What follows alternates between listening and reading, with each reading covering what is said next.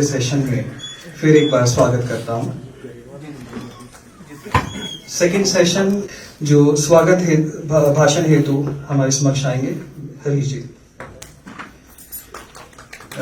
Good afternoon, everyone.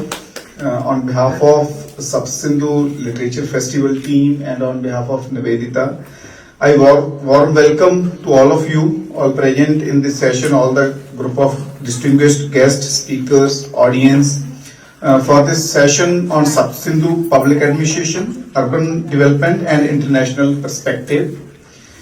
I express my gratitude and welcome to our guest, हमारे अपने संतोष तनेजा जी, who will preside over this function. Our guest of honor, Justice K.C. Puri ji and Sujit Patar ji. Our speaker, Lieutenant General K.J. Singh ji, who will speak on international perspective. Shri Dharmpal ji, who will be talking on public administration perspective, and Professor Renu Thakur ji, who will be talking about urban development. This session promises an engaging and enlightening experience for all of us. So let's open our minds and hearts to idea of discussion and work on the Sapsindhu, so that in times to come we can do evidence-based research on this particular idea and concept. Again, I would like to warmly welcome our guests, our speakers, our facilitators who have generously agreed to share their expertise with us. Let's take advantage of this opportunity to grow, to discuss and to learn together. Thank you for being here. Welcome to all.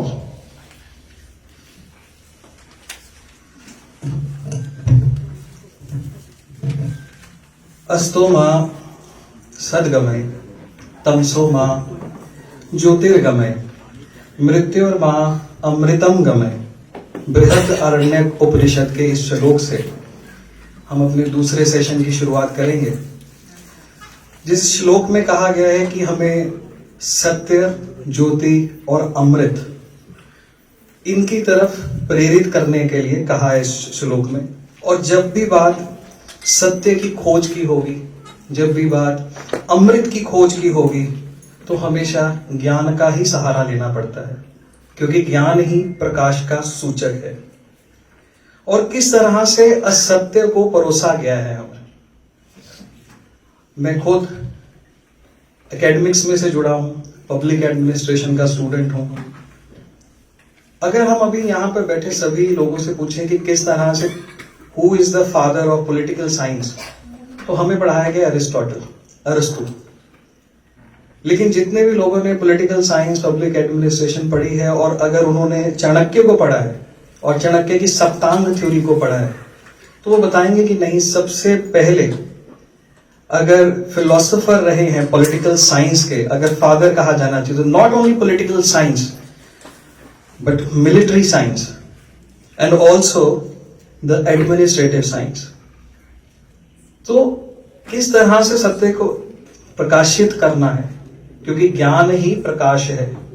अगर बात की जाए oldest university की, तो आप अपने phone में जैसे गूगल करेंगे और ओल्डेस्ट यूनिवर्सिटी लिखेंगे, तो वहां भी यूनिवर्सिटी ऑफ बोलोगना लिखा आया, और वो है 1088 एडी में। लेकिन जब आप तक्षशिला की बात करेंगे तो वो 1000 बीसी में जाती है, ईसा पूर्व में जाती है। लगभग 2000 वर्षों का फर्क है, 2000 कम वर्ष नहीं है। और इसी तरह से ऋग्वेद, जो दुनिया की पहली किताब थी, एक संकलित एक किताब है। और इसी तरह से अगर आप देखें सांख्य दर्शन की, अगर आप बात करें, एक फिलॉसफी सांख्य दर्शन की बात करें, तो सांख्य दर्शन के बीच में आज से 600-700 ईसा पूर्व, मतलब मैं आज से लगभग 2600 साल पुरानी बात कर रहा हूं, उसके बीच में आप देखेंगे कि यूनिवर्स को खोजने की बात करके उसमें लिखी जा रही है। तो इसी तरह से जब इस असत्य से और अंधकार को खत्म कर प्रकाश की ओर जाने की बात की जाएगी, तो आज के इस लिटरेचर फेस्ट की इस छोटी सी शुरुआत का जिक्र हमेशा किया जाएगा, क्योंकि यहां पर ज्ञान का एक छोटा सा दीप जलाया जा रहा है, जो सप्त सिंधु के ज्योग्राफी में, जो सप्त सिंधु के इस भूभाग से हुआ और पूरे दुनिया को दीप्यमान कर सकता है। और इसी के लिए आज हमारे बीच जो मुख्य अतिथि हैं, उन सभी के मैं आपसे परिचय भी कराऊंगा, और साथ साथ ही हमारी निवेदिता ट्रस्ट के मेंबर्स मोनिका जिंदल जी और शिवानी अग्रवाल जी से प्रार्थना करूंगा कि वे श्रीफल और पुष्प से हमारे अतिथियों का स्वागत करें। सबसे पहले हमारे बीच में शौर्य डोभाल जी जो हमारे साथ सुबह ऑनलाइन जुड़े थे, किसी कारणवश वो हमारे साथ अभी सेशन में नहीं है जुड़ पाए। सुबह उन्होंने अपना भाषण दिया था। तो इस समय हमारे मध्य में संतोष तनेजा जी हैं। श्रीमान संतोष तनेजा जी एक बहुत ही समर्पित समाज सेवी हैं। समाज को समर्पित सिविल सर्विसेज की तैयारी करने वाले बच्चों के लिए एक आईएएस इंस्टीट्यूट संकल्प की इन्होंने शुरुआत करी जो समाज के लिए समर्पित है और लगभग 5000 से ज्यादा सिविल सर्विस अभ्यर्थियों को आईएएस जैसे परीक्षाओं में उत्तीर्ण करा, समाज और राष्ट्र के लिए समर्पित किया का विशेष योगदान है। इसके बाद हमारे पास गेस्ट ऑफ ऑनर में जस्टिस केसी पुरी जी हैं जो पंजाब एवं हरियाणा उच्च न्यायालय के पूर्व न्यायाधीश हैं, राष्ट्रीय सुरक्षा अधिनियम के सलाहकार बोर्ड के अध्यक्ष एवं हरियाणा के मानवाधिकार आयोग के सदस्य हैं जस्टिस केसी पुरी जी।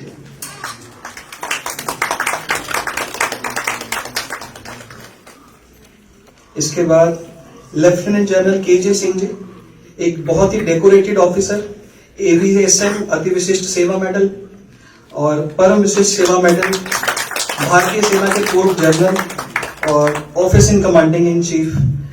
और इनके बाद Shri Dharampal ji, a very visionary officer, former senior IAS officer and adviser to the administrator UP Chandigarh. इनके बाद प्रोफेसर रेणु ठाकुर जी। प्रोफेसर रेणु ठाकुर जी 22 वर्षों से ancient Indian history, culture and archaeology के प्रोफेसर हैं और इस विषय पर इनका प्रमुख योगदान है। मैं अब धर्मपाल जी आईएएस से रिक्वेस्ट करूंगा कि कृपया वो मंच पर आएं और अपने विचार हम सबके समक्ष रखें। श्री धर्मपाल जी।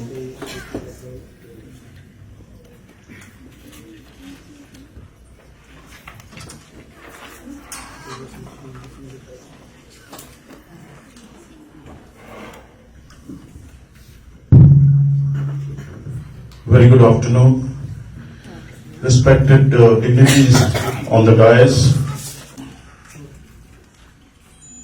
So Sub Sindhu, as we all know, is land of 7 rivers. That was explained quite well in the morning session.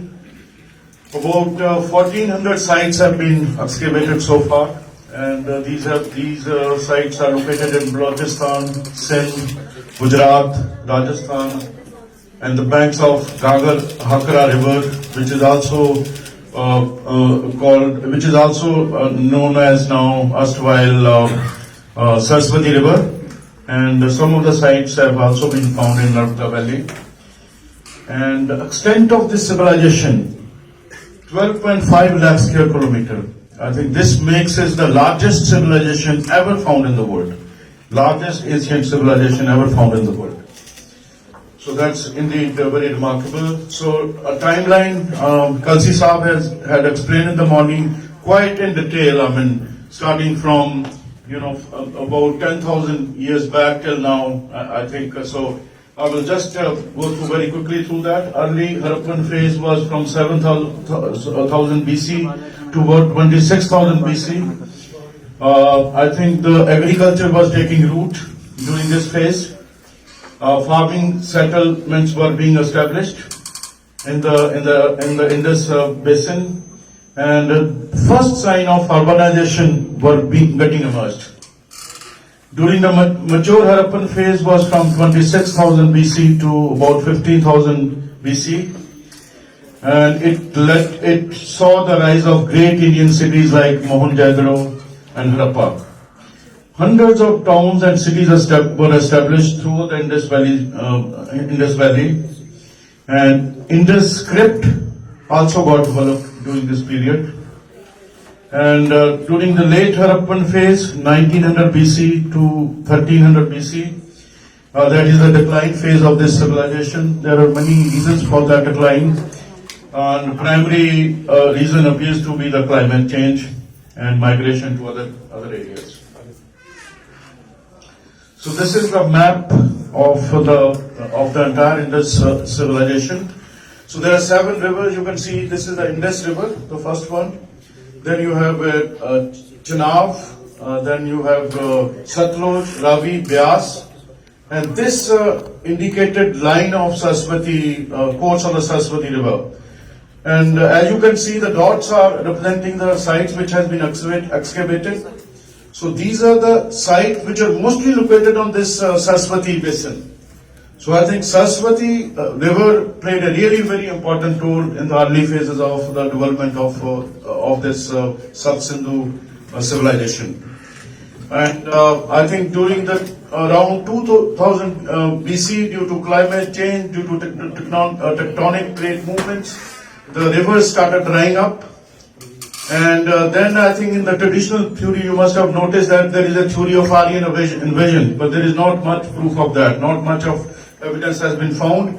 As this river started drying up, the cities which had a very planned water system, sewage system, found it very difficult to sustain. So though there was abandonment of the cities taking place, and the migration actually started either toward in the north toward the Indo-Basin side, or toward the south through Gujarat and till Karnataka. All the sites have been found all across this region. So I think the theory that Aryan invasion came and I think that's how the civilization declined, I think that may not be true at all. Actually, it is due to the climate change. There is a shift in population, one toward the north and then another phase toward the south.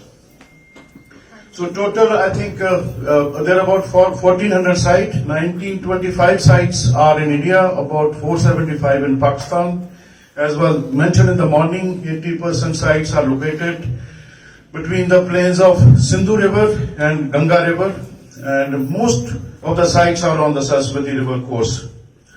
And this is one of the most advanced civilization among all the contemporary civilizations like Mesopotamia and Egyptian civilization. And some of the, I have mentioned some of the more prominent sites: Harappa, Mohenjo-daro, Undaro, Kalibangan, Lothal. Lothal is very famous, that was a port town. Surkotaga, Banavali, Ganeri Wala, and these cities played a very prominent role in development of this ancient civilization. So in Harappa, which is on the bank of River Ravi, granaries, red stone, male torso, stone symbols. I will show you pictures of some of those. Symbols of Lincoln and Yoni, painted pottery, mother goddess dies. These have been found. In Mohenjo-daro, large site of India. This is the largest site. Post cremation burial यहाँ पे मिला है. Great granary मिली है. Great bath, again largest building of the civilization. Pasupati seals and bronze dancing girl यहाँ पे मिला है. Lothal, which is the port town. This is an important naval trade site during the entire Sub-Sindhu civilization. Cremation site, dockyard, granaries, rice husk, double burial, male and female together. Then Dholvira is also another very important site. This is the only site where there is a very unique water harvesting system. All the water was brought in to sustain such a large city. Storm water drainage system was developed, and this site is divided into three parts. I mean, the administrative part, then the artisans, and then the normal places where the normal people were living. So if you look at all the things that we have found and then we try to summarize it, so I think one of the main highlight of this entire civilization is the town planning and the structures that have been built. The towns were rectangular grid pattern, just like in Chandigarh. I think it's all rectangular and grid pattern is there. All roads are meeting at the right angle. So that means each city, each site was planned.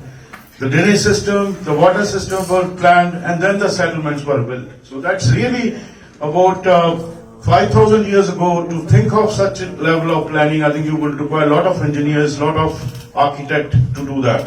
I think that happened such a long time ago in the history. Then burnt mud bricks were joined with a gypsum mortar. That is very much prevalent in the entire thing. In contemporary Egypt and Mesopotamia, only dried bricks are used. It's not burnt the bricks. The thing. So only this is the only place where the burnt mud bricks have been found. Again, cities are divided either two or three parts. City on a raised platform called Upper Citadel, and the lower town where the lower citadel working class quarters were found. And all the buildings were, are constructed with the burnt mud bricks. Then most of the houses have buildings have private wells. There are properly ventilated bathrooms, and even the toilets they are in each house. There are large then another exception to this is large monumental structures such as temples or palaces are missing, unlike Egyptian and Mesopotamian civilization.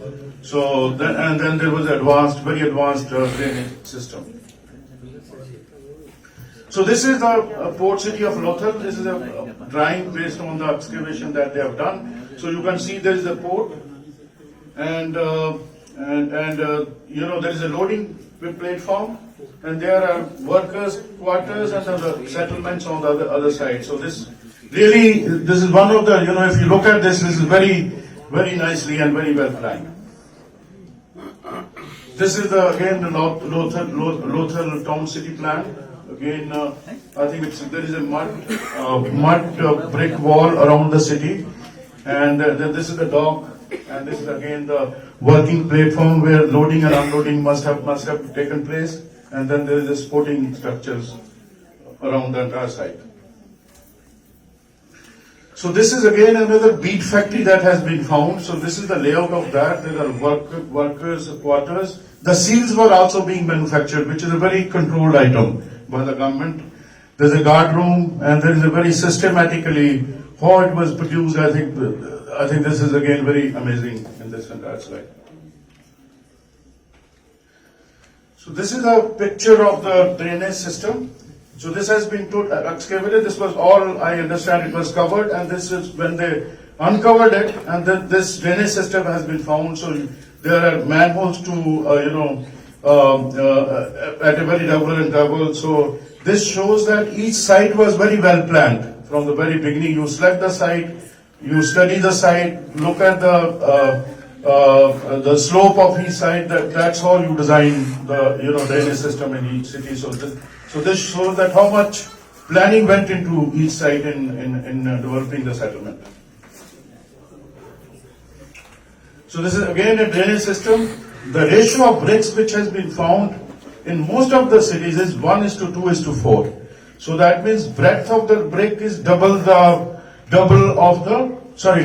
length is double of the breadth of the brick. So that's how you can form a joint like this. This is a very regularly used joint. I mean, there is a horizontal brick, and then there are two bricks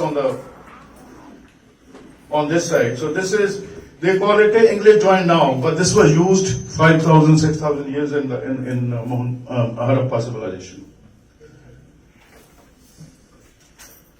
Agriculture again got developed substantially, I think, because of the earlier. If you look at the previous to 10,000 years ago, most of the people were hunters and gatherers, and as the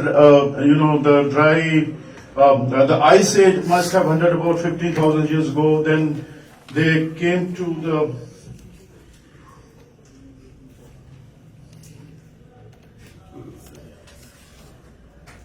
So river played a very important role, and then they started settling on the banks of the river.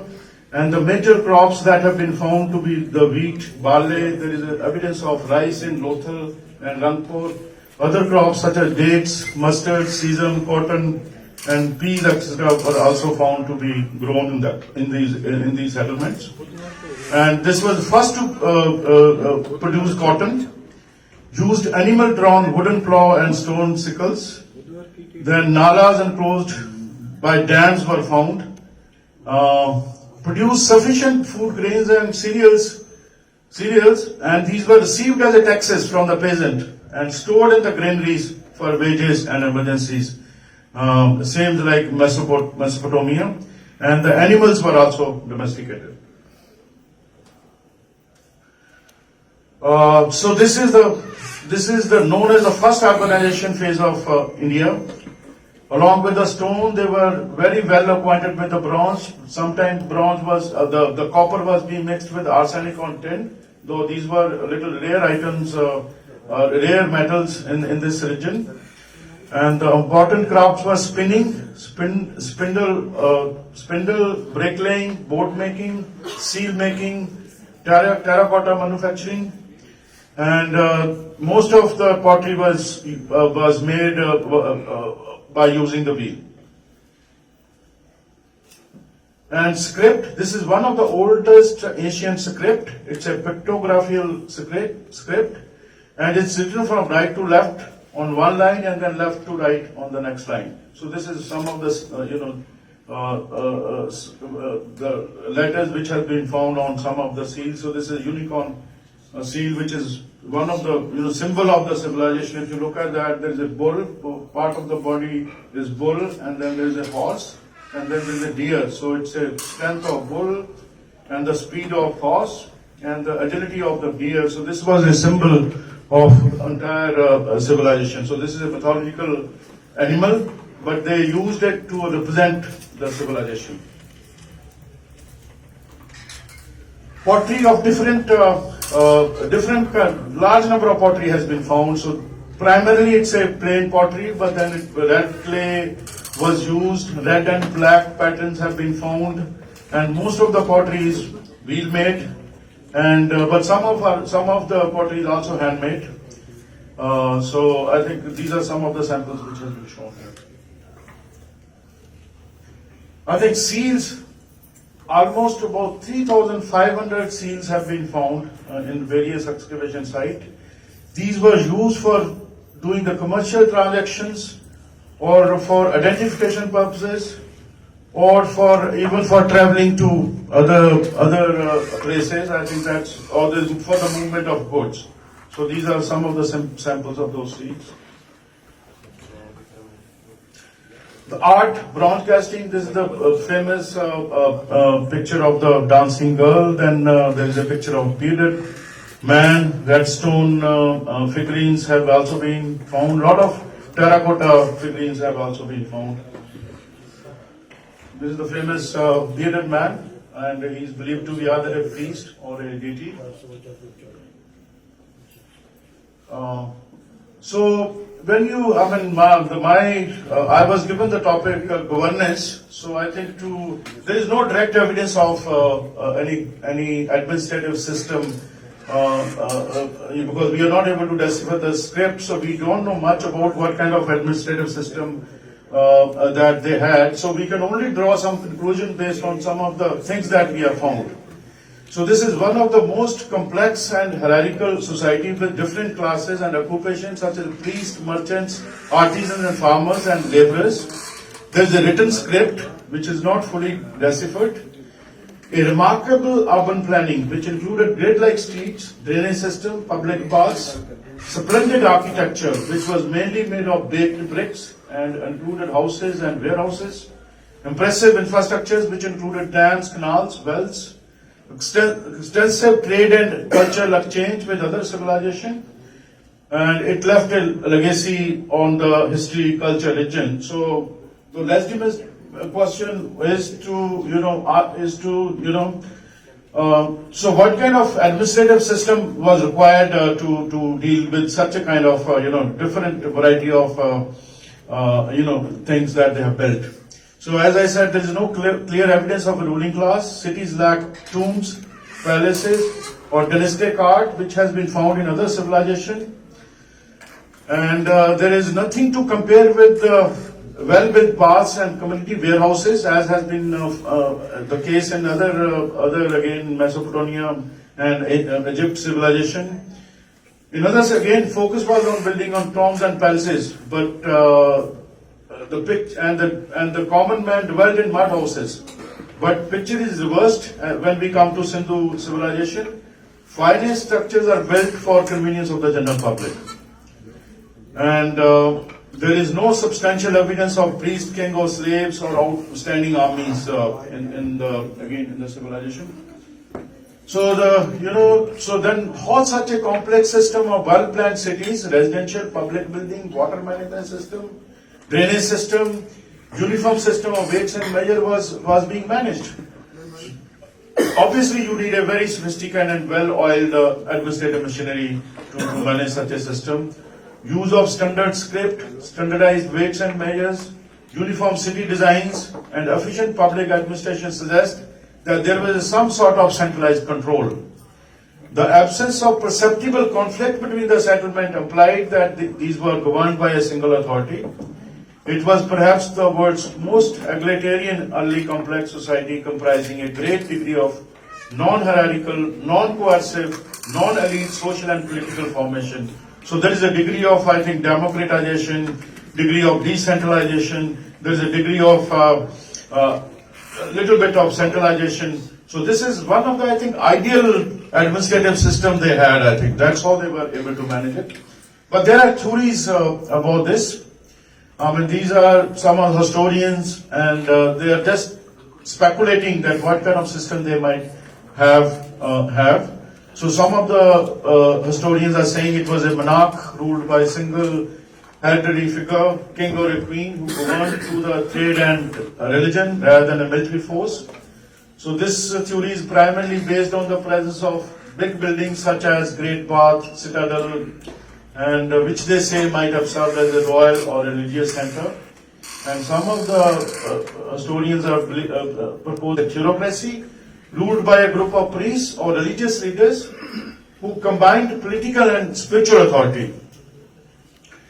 And there are indications that there was abundance of religious symbols and artifacts such as seals, figurines, and fire altars which may have represented various gods and goddesses and rituals. And then some other historians are believing that perhaps it was a merchant republic ruled by a council of wealthy and influential traders who controlled the extensive trade network of the Indus region. So this is based on the evidence of trade contacts with other civilizations such as Mesopotamia and Egypt, and production of standardized and high quality goods such as pottery, beads, and textiles. So I think international perspective will be done by Lieutenant KJ Singh. So I will end here. Thank you so much. धन्यवाद धर्मपाल जी, detail से बताया। तो मैं आपको एक बात से और अवगत करा देना चाहता हूं कि धर्मपाल जी सन 1985 बैच में पैक से पास आउट हैं, तो उनके पास वो सारी स्पेशलाइजेशन है कि वो आपको एक्सप्लेन कर सकते हैं। तो एक बार मैं पुनः धन्यवाद करते हुए धर्मपाल जी को, अब मैं मंच पर आमंत्रित करूंगा lieutenant colonel KJ Singh ji को, कि जनरल KJ सिंह से आपने 5 रैंक प्रमोट कर दिया मुझे। मैं उसके लिए क्षमा प्रार्थी हूँ सर। जी जी आपका जी।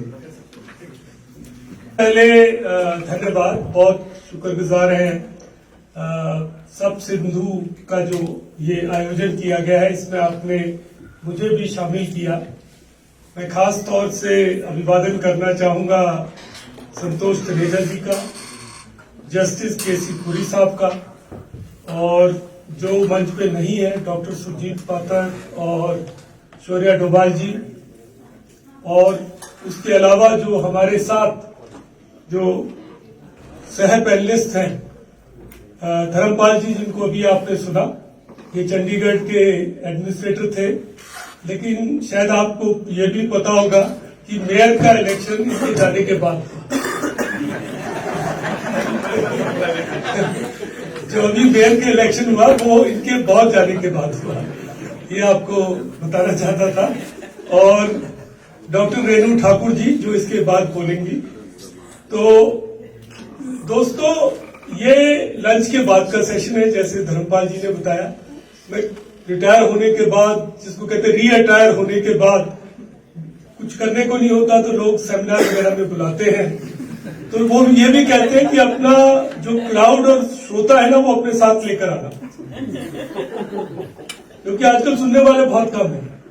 तो मैं भी उनको कोई बुरा नहीं मानता, मैं कहता हूँ क्योंकि घर पे भी कोई हमारी नहीं सुनता तो कोई दिक्कत नहीं है, एक जैसा ही वातावरण है। तो और हमें जिम्मेवारी भी ऐसी मिली है कि ना तो ये ओपनिंग ओवर्स है ना स्लॉग ओवर्स है, बीच का टाइम है। तो इसमें मेरे को विषय भी ऐसा दिया गया है कि जो मैं मतलब सेना के होने के नाते मेरे हमेशा ये जिम्मेवारी होती सी कोई बाहरों साडे देश की तरफ ना देख सके। ਹੁਣ ਮੈਨੂੰ ਦੱਸਿਆ ਗਿਆ ਕਿ ਤੁਸੀਂ ਬਾਹਰੋਂ ਤੋਂ ਦੇਖੋ ਤੇ ਦੱਸੋ ਕਿ ਉਹ ਤੁਹਾਡੇ ਬਾਰੇ ਕੀ ਸੋਚਦੇ हैं। लेकिन मैं बहुत धन्यवादी हूँ खासकर वीरेंद्र जी का, जिन्होंने मेरे को ना एक नए सब्जेक्ट दिया। जब नया सब्जेक्ट मिलता है, जब तक कहते ना जब तुसी स्विमिंग सीखनी होती है तो फिर पूल ही जाके छाल मारनी पैती है, उस तो पहले तो सीख ही नहीं सकते। तो जब पता लगे कि तुसी जाना है तो लोगों को दसना है ਤੇ ਇਹ ਜੇ ਭਰਮ ਵੀ ਪੈਦਾ ਕਰਨਾ ਹੈ ਕਿ ਤੁਸੀਂ ਗਿਆਨੀ ਹੋ ਤੇ ਫਿਰ ਪੜਨਾ ਪੈ ਜਾਂਦਾ ਤੇ ਮੈਨੂੰ ਪੜਨਾ ਪੈ ਗਿਆ, ਇਸ ਕਰਕੇ ਮੈਂ ਬਹੁਤ ਮਿਹਰਬਾਨੀ ਹੈ ਉਹਨਾਂ ਦੀ, ਧੰਨਵਾਦ ਆ। ਦੇਖੋ ਜੀ ਗੱਲ ਇਹ ਹੈ ਕਿ ਮੈਂ ਜਿਹੜਾ ਕੋਟ ਹੈ ਉਹ ਇੰਗਲਿਸ਼ ਚ ਬੋਲਾਂਗਾ, ਬਿਕੋਜ਼ ਉਹਨੂੰ ਸਮਝਣ ਦਾ ਉਹਨੂੰ ਪੰਜਾਬੀ ਤੇ ਹਿੰਦੀ ਸਮਝਾਉਣ ਦੀ ਕੋਸ਼ਿਸ਼ ਕਰਾਂਗਾ। India was the motherland of our race, ਕਿ ਭਾਰਤ ਸਾਡੀ ਰੇਸ ਦਾ ਮਦਰਲੈਂਡ ਸੀਗਾ। And Sanskrit the mother of European languages, सारी यूरोपियन लैंग्वेजेस की मां जड़ी है वो संस्कृत है। She was the mother of our philosophy, साडा जड़ा दर्शन ज्ञान है वो सारा संस्कृत तो आया है। Mother through the Arabs of much of our mathematics, अरबां के मार्फत जड़ा गणित का ज्ञान आया, आर्यभट्ट और ये सारी चीजा ये संस्कृत तो ही निकलिया सी। Mother through the Buddha of the ideals embodied in Christianity, जेडे क्रिश्चियनिटी धर्म में आइडियल्स रखे गए हैं वो बुद्धा के थ्रू उत्थे पहुंचे। ये विल डुरांट कह रहे हैं, ये मैं नहीं कह रहा, एक फॉरनर बहुत बड़ा हिस्टोरियन ते थॉट लीडर कह रहे हैं, मैं तो वर्ड्स तो सिर्फ कोट कर रहा।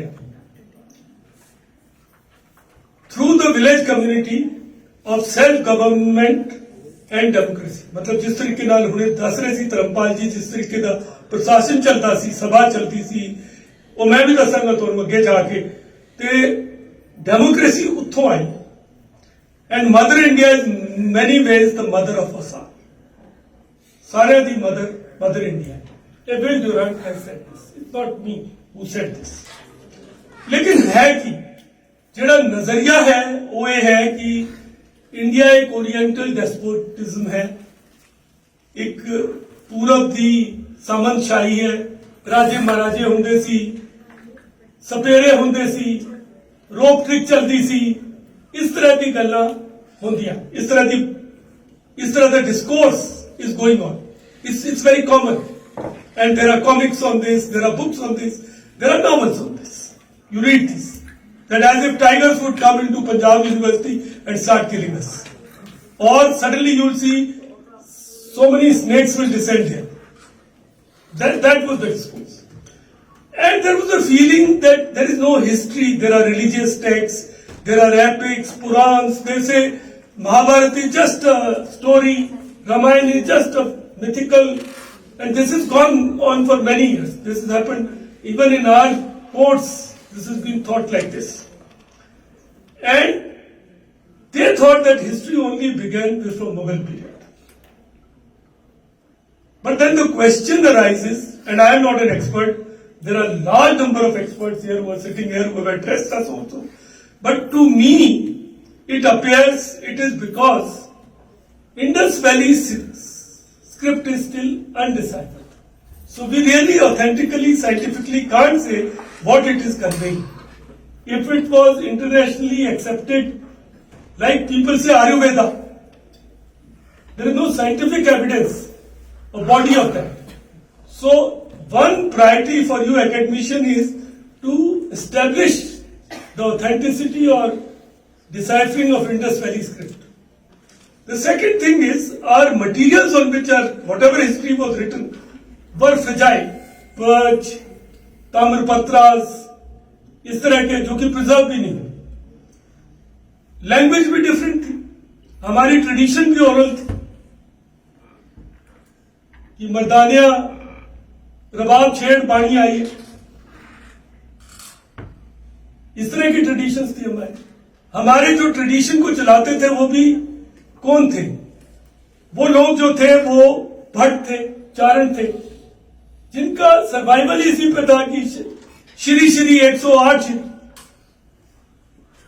श्री सवाई महाराजा जयपुर, मतलब एक नहीं सवाई, सवा बढ़ाना उसको, मतलब उनका कल्चर ही है, तो उसकी ऑथेंटिसिटी तो और भी कम लगती।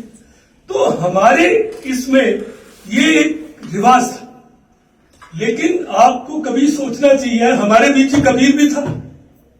कबीर ने तो कहा, निंदक नीरे राखिए आंगन कुटी छबाए, बिन साबुन पानी के निर्बल करे सुधाए। कबीर तो कहता था। हमारे ही प्रथा और सिस्टम में विदूषक थे, बीरबल था। क्यों बनाए जाते थे विदूषक? Why did we have this jokers and court jesters, जो महाराजा को जोक की तरह बता सके कि महाराजा आप नंगे हो, कपड़े नहीं पहने, एम्परर हैज नो क्लोथ्स। ये था, but we have not been able to convince the world about it. We have not been able to tell them that it was indeed like this. और हमारी ट्रेडिशन हिस्ट्री और museums की थी भी नहीं। मैं आपको आप बीती बताता हूं, मैं वेस्टर्न आर्मी कमांडर था, 2016 में रिटायर हुआ। उससे पहले मैं कोर कमांडर था सिक्किम में। जहां मैं गया वहां मैं लोगों से पूछा था, यार आपकी हिस्ट्री, आपका कॉफी टेबल बुक, आपका म्यूजियम कोई है? तो मुझे कहते थे कि इंडियन आर्मी के लिस्टेड वर्क्स में ही नहीं है। इंडियन आर्मी में एक कंपेंडियम होती है ऑफ लिस्टेड वर्क्स, ऑथराइज, जिसको आप बना सकते हैं, पर ये नहीं है, म्यूजियम नहीं है, वॉर मेमोरियल नहीं है, आपका ये नहीं है। तो जुगाड़ तो पंजाबी स्वभाव है, हम उसको स्टोरेज के नाम से हमने सिलीगुड़ी में भी बनाया, वेस्टर्न कमांड में भी बनाया, और आप कभी मौका मिले तो जाके देखिए। तो ये हमारी प्रथा नहीं रही। This we need to change, बदल रहा है, लेकिन हमने सबने इसको, ट्रेडिशन को, अपनी उसको डॉक्यूमेंट करना बहुत जरूरी है। तो अब एक नैरेटिव तो ये है, और दूसरी तरफ मेगास्थनीज जो इंडिया में आया, जो कि one of the early travellers था, उसने क्या बोला? उसने देखा कि इंडिया में, उसने किताब लिखी indica, he wrote a book called as Indica, which closely mirrors the thought process of अर्थशास्त्र। जो चाणक्य ने अर्थशास्त्र में लिखा है, लगभग वैसी ही थॉट प्रोसेस इंडिका में रिफ्लेक्ट होती है, क्योंकि समकालीन थे, they were of the contemporaries of the same period। तो मेगास्थनीज ने लिखा है कि उसने एक जगह पर 570 टावर्स देखी, एक डिफेंसिव मोड देखी, एक टिम्बर की वॉल देखी। एक ऐसा डिफेंसिव स्ट्रक्चर बना लेना किसी सभ्य देश में ही हो सकता है, ऐसे तो पॉसिबल नहीं है कि यू हैव, एंड कोई चीज को आप डिफेंड कर रहे होगे तभी तो करोगे, इसलिए आप ऐसे ही अपने गांव में थोड़ी हम बना लेते 570 टावर्स। तो वो था सब, उसने देखा है, डॉक्यूमेंट किया, इंडिका में लिखा है। और सबसे मजेदार बात है, वो ये कहता है कि वहां एक सभा होती थी जिसमें 30 एक्सपर्ट्स होते थे, नीति आयोग थी, बैठी थी वहां, उसने सब्जेक्ट्स भी बताए हैं जो वो देखती थी, जस्टिस, डिफेंस, कल्चर, वो सारे लिखे हुए। वो ये भी कहता है मेगास्थनीज, उस जमाने में वहां रोडें होती थी जो कि उत्तर भारत से लेकर पाटलिपुत्रा, सहस्त्रम तक जाती थी, जगजीवन राम जी की कॉन्स्टिट्यूंसी थी पटना के पास। तो इतनी लंबी लंबी रोडें भी थी। रोड़ा का मतलब डाबर की रोड नहीं, कोलटार की रोड नहीं, जिसमें घोड़ा गाड़ी चलती, बैलगाड़ी चलती, इस तरह की रोडें थी, हाथी चलते थे। उसने एक और मजेदार बात बताई है। आप जब भी इंडिया के बारे में सोचते हो तो मैं आपसे सवाल पूछता हूं, क्या सोचते हो? इंडिया की जो सामाजिक व्यवस्था है उसको आप कितने पार्ट से सोचते हो? क्या कहते हैं हम इंडिया के बारे में? किन्ने पार्ट ਤੁਸੀਂ ਦੱਸੋ ਤੁਸੀਂ शिक्षक समाज ਦੇ हेड हो दसो सर पंजाबी आती है थोड़ी तो बताइए कितने में आप सोते हैं सॉरी हाँ नहीं बता पाऊंगा नहीं, कोई भी बताओ 4 वर्ण नहीं कहते हम कहते हैं कि क्षत्रिय ब्राह्मण वैसे वैश्य शूद्र 4 ही कहते हैं चार इंडिया के सोते ही वो मनु वो 4 वर्ण वो आपके दिमाग में आ जाते हैं लेकिन मेगास्टीज ने क्या लिखा मेगास्टीज ने लिखा है कि भारत 7 ग्रुप्स में था जो 7 ग्रुप्स थे वो कौन से थे फिलोसोफर्स और स्कॉलर्स पहला ग्रुप दूसरा ग्रुप था educated indicators justice Puri sir second was your group which was lowered so much तो कोई कंटेंट में तो होल्ड ही नहीं कर सकते आप और उसके बाद थे काउंसलर्स फिर थे मिलिट्री हम भी कहीं पे थे नंबर 4 पे फिर थे आर्टिस्ट फिर थे कल्टीवेटर्स और फिर थे हर्डर्स जो कि चरवाहे थे तो कहां है इसमें ब्राह्मण कहां है इसमें शूद्र कहां है इसमें वैश्य कहां है इसमें क्षत्रिय है क्षत्रिय मिलिट्री की शेप में है कहीं पे कल्टीवेटर की शेप में पर ऐसा नहीं था जैसा कि पेंटेड हो गया ये नैरेटिव तो कहीं नहीं जो डिविजिव नैरेटिव है it has overtaken just think about it I be honest to God मुझे नहीं पता था मैं तो कल परसों पढ़ा इस सब्जेक्ट के लिए तो मैंने देखा कि दिस इज ऑल्सो मैम तो पढ़ती होंगी पढ़ाती होंगी और शायद मेरे को बाद में आप काउंटर कर सकती है अगर मैं गलत रहा पे हूं तो ताकि मैं अपने को ठीक कर दूं तो मैं आजकल एक ऑथर को पढ़ता हूं जो कि मेरे को बड़ा अच्छा लगता है आप भी कोशिश करके पढ़िए मैं उसकी किताबें नहीं प्रमोट कर रहा वो है विलियम डालरिम्पल आज का डार्लिंग लोग उसको पढ़ते हैं क्योंकि वो अपनी किताबें मोटी जरूर लिखता है उसमें बहुत सारी फोटोएं डालता है बहुत अच्छी फोटोएं डालता है तो उससे एक सवाल पूछा गया कि इंडिया किस काल में सबसे बेहतर था सबसे बेस्ट था तो उसने क्या जवाब दिया ये सुनने के लिए मजेदार जवाब है वो कहता है कि इंडिया लगभग 800 साल तक लगभग एक मिलेनियम 1000 से 200 साल का सहस्त्रावधि तक भारत का जो सिक्का था जो छाप थी वो 400 से लेकर 1200 आफ्टर द कॉमन एरा मैं सिर ला रही हूं क्योंकि वो प्रोफेसर है ठीक बोल रहा हूं नहीं ओके 400 से 1200 आफ्टर क्राइस्ट जिसको बोलते हैं एडी या आजकल कहते हैं आफ्टर कॉमन एरा में भारत की छाप गंधार जो गंधार है से लेकर सिंगापुर बाली Java Sumatra Angkor Wat Kampuchea Thailand Malaysia Sri Lanka और चाइना तक भी जाती थी ये डॉक्यूमेंटेड ये एस्टेब्लिश्ड तो लगभग 800 साल हम इस स्थिति में थे और सब नाम संस्कृत में थे और वो आगे जाके कहता है कि वो चाइनीज जो कि दूसरी सिविलाइजेशन को कुछ समझते ही चाइनीज का कोर बिलीफ है हम मिडिल किंगडम है वो दुनिया का मैप भी बनाते हैं अपने को सेंटर में बनाकर वो भी हमारे बारे में ऐसा सोचते थे और वो आगे कहता है विलियम डालरिम्पल कि दुर्गा गजनी में पूजी जाती थी शिवा के जो भित्ति चित्र है फ्रेस्को वो सेंट्रल एशिया में है रामायण गणेश लक्ष्मी ये सब साउथ ईस्ट एशिया में भरे पड़े और अंकोर वाट के मंदिरों में समुद्र मंथन का चित्र किया है ये सब है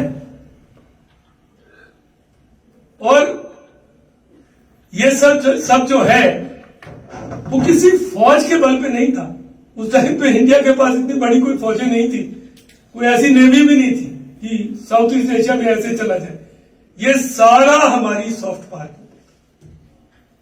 जो हमारे ट्रेडर्स चाहते थे जो हमारे प्रीचर्स चाहते थे जो थॉट लीडर्स चाहते थे सिर्फ वो इसको लेकर गए बात और अगर इसको आप और आगे लेके जाओ तो देखिए ये मंगोलिया तक जाता है। मंगोलिया में भी एक गंगा नूर करके एक लेक है, एक झील है, उसका नाम इस तरीके से। मैं थोड़ा चाइनीज की बात करता हूं, जो चाइनीज किसी को कुछ नहीं समझते। आपने सुना होगा हुआनजैंग जिसको बोलते हैं, वो 16 साल इंडिया में रहा। 16 साल, 1-2 साल नहीं, 16 साल, हजारों किलोमीटर चल के पैदल आए यहां पर। उसने क्या बोला है?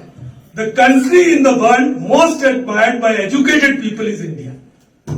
पढ़े लिखे लोगों के द्वारा जो देश सबसे ज्यादा पसंद किया जाता है, जिसकी इज्जत की जाती है, वो भारत है। तो अगली बार से आपको कोई भारत के खिलाफ बोले, आप बोलो आप पढ़े लिखे नहीं हो यार। पढ़े लिखे लोग तो ये सोचते हैं। और वो ये भी कहता है कि people of distant places with diverse customs generally designate the land they most admire as India. ये मेरी बात नहीं है, ये फू कू की रिकॉर्ड ऑफ बुद्धिस्ट किंगडम किताब में दर्ज किया गया है, एक चाइनीज के द्वारा, जो 16 साल इंडिया में रहा, जिसने इंडिया को घूमा। इसी तरह की भावना फायान ने भी की, जो 14 साल नालंदा में रहा। तो उस जमाने में बहुत सारे ट्रैवलर्स आए, Al Masudi, Faxian, Marco Polo, Abdul Razzaq, Al Biruni, Ibn Battuta, Megasthenes का मैंने जिक्र किया। किताबें लिखी गई, तहकीके हिंद, किताबे हिंद, बहुत सारी किताबें लिखी गई। ये लोगों के साथ भी आते थे। गजनी लेकर आए अल बरूनी को, ये उनके कोर्ट हिस्टोरियंस होते थे, और ये आकर रिकॉर्डिंग करते।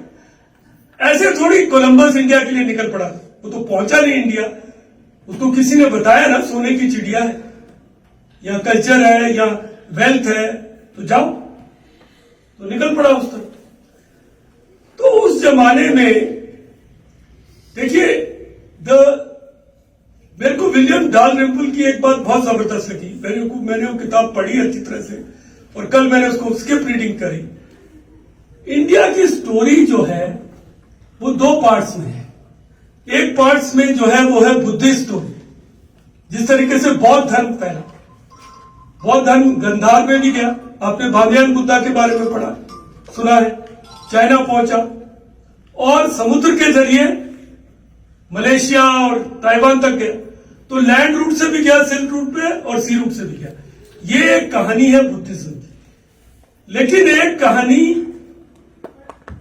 जो मैं आपको बता रहा था 400 से 1200 की, जो कि संस्कृत सनातनी परंपरा की, वहां बैठकर थोड़ी मैथमेटिक्स करी, तो मुझे यह लगा कि लगभग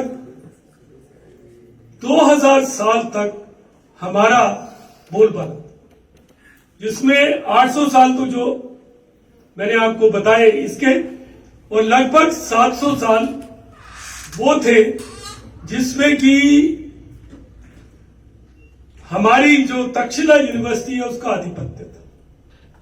तक्षशिला यूनिवर्सिटी का लगभग 700-800 साल तक उसका डंका बजता था। वो एक ऐसी यूनिवर्सिटी थी जिसमें 10,500 स्टूडेंट्स, एंट्रेंस में सिर्फ 10 में से 3 लिए जाते थे, पूरे नहीं लिए जाते थे। 10 में से सिर्फ 3 को एंट्री मिलती थी, और कोई ऐसी स्कीम नहीं थी कि जो कैपिटेशन फीस टाइप थी। बेबीलोनिया, ग्रीस, अरेबिया, चाइना, यहां के लोग पढ़ने आते थे, और उसने आर्यभट्ट, चाणक्य, चंद्रगुप्ता, पाणिनि, चारका जैसे विद्वान पैदा किए। सो दैट वॉज तक्षशिला, जिसकी कोई बात ही नहीं करता। तो मुझे अच्छा ये लगता है कि जो मैं पाकिस्तान के हिस्से से आता हूं, पठार, मेरे गांव से तक्षशिला मात्र 50 किलोमीटर दूर है। शायद उसकी मिट्टी का कहीं मेरे एक चीज में कोई प्रभाव हो तो दिखना चाहिए, इसी तरीके से आप लोगों ने अभी रिसेंटली एक पिक्चर देखी होगी ओपनहाइमर की। कितने लोगों ने देखी ओपनहाइमर की पिक्चर? अरे हाथ तो खड़ा करो, थोड़ा नींद ही उड़ जाएगी। Okay, thank you. हाँ, तो ओपनहाइमर ने क्या बोला? ओपनहाइमर कहता था most beautiful and philosophical song existing in any known tongue is जीता। ये रॉबर्ट ओपनहाइमर कह रहा है अपने भाई को फ्रैंक को एक चिट्ठी में जो उसने लिखी है 1993, फादर ऑफ एटम बॉम्ब। देखिए उसकी कंट्रोवर्सी हुई, वो होता है। एक प्रॉब्लम है, क्या है कि वो विलियम ने लिखी है, there is also a tendency in Indian history to have everyone as either a demon और एंजल। या तो हम आदमी को देवता बना लेते हैं या हम दैत्य बना देते हैं, पर बीच में भी तो होता है ना आदमी, कभी दानव कभी देव हो सकता है। गलतियां तो राम भगवान से भी हुई, गलतियां तो पांडवों से भी हुई। तो गलती तो वो हम हिस्ट्री को जब पढ़े तो हम उस नजरिए से पढ़े कि एकदम वैसा क्लासिफिकेशन ना करें। वो विलियम तो कहता है कि हम शाहरुख खान को एक तरफ खड़ा कर देते हैं और एक परेश रावल दूसरी तरफ पैदा कर लेते हैं और फिर हम हिस्ट्री को करते हैं। तो वो एक हमारे बीच सुरजीत जी बैठे हैं जो बहुत एक्सपर्ट हैं, और यह जी चीज तो देखते होंगे हर रोज। तो इसी परंपरा को आगे लेकर गए गुरु नानक देव जी, जिन्होंने उदासियां की, जो कि मक्का मदीना तक गए और उनको तिब्बत में नानक लामा के नाम से जाना जाता है। उन्होंने इसी प्रथा को आगे ले गए, लेकिन वो लेके गए अपने साथ बाला मर्दाना ही रबाब छेड़ बाणी आई है। अच्छा हुआ ये तो हमारे अगले वाले गुरुओं ने, जिन्होंने गुरु की काशी में बैठ के इसको स्क्रिप्ट बनाई, उसको रजिस्टर किया। 5-7 मिनट और हैं। तो फिर ये खड़े हो गए तो मैं डर गया। तो फिर मीरी पीरी की प्रथा शुरू हुई, जो कि मैं मानता हूं, क्योंकि हमारे सबसे बड़ी वीकनेस क्या रही कि हम धर्म पर केंद्रित रहे। सूरा सो पहचानिए जो लड़े दीन के, लेकिन धर्म की रक्षा करने के लिए शस्त्र तो उठाना पड़ता है, चाहे यहां पर इतना अच्छा ना लगे, लेकिन ये जरूरी होती है। एक और चीज जो हुई इसके बीच में कि हमारी हिस्ट्री को व्हाइट वॉश करने की परंपरा होगी। गजनी और गौरी के बीच में 150 साल का फर्क है। कोई बात नहीं करता बैटल ऑफ बहराइच की, जिसमें 17 इंडियन किंग्स ने, हमारा नैरेटिव है इंडियन किंग्स एक दूसरे से लड़ते रहते, पर 17 इंडियन किंग्स इकट्ठे हुए, बड़गुजर, सिकरवार राजपूत, इन सब ने उनको ऐसी हार दी कि उसके बाद गजनी की हिम्मत नहीं हुई इंडिया में आने। 150 साल तक वो चुप रहे, कोई बात नहीं करता, कोई हमारे नैरेटिव में आता ही नहीं। 150 साल कम तो नहीं हो, हम तो सीधा जाते हैं बाबर, शाहजहां, जहांगीर, सब एक के बाद एक, वो भूल जाते हैं कि 150 साल कितना बड़ा पीरियड है। और इसी की वजह से हमारे जो ये गुर्जर, प्रतिहारा, चौहान, तोमर, सोलंकी की बात नहीं होती। आर्यभट्ट को कोई क्रेडिट नहीं दिया जाता।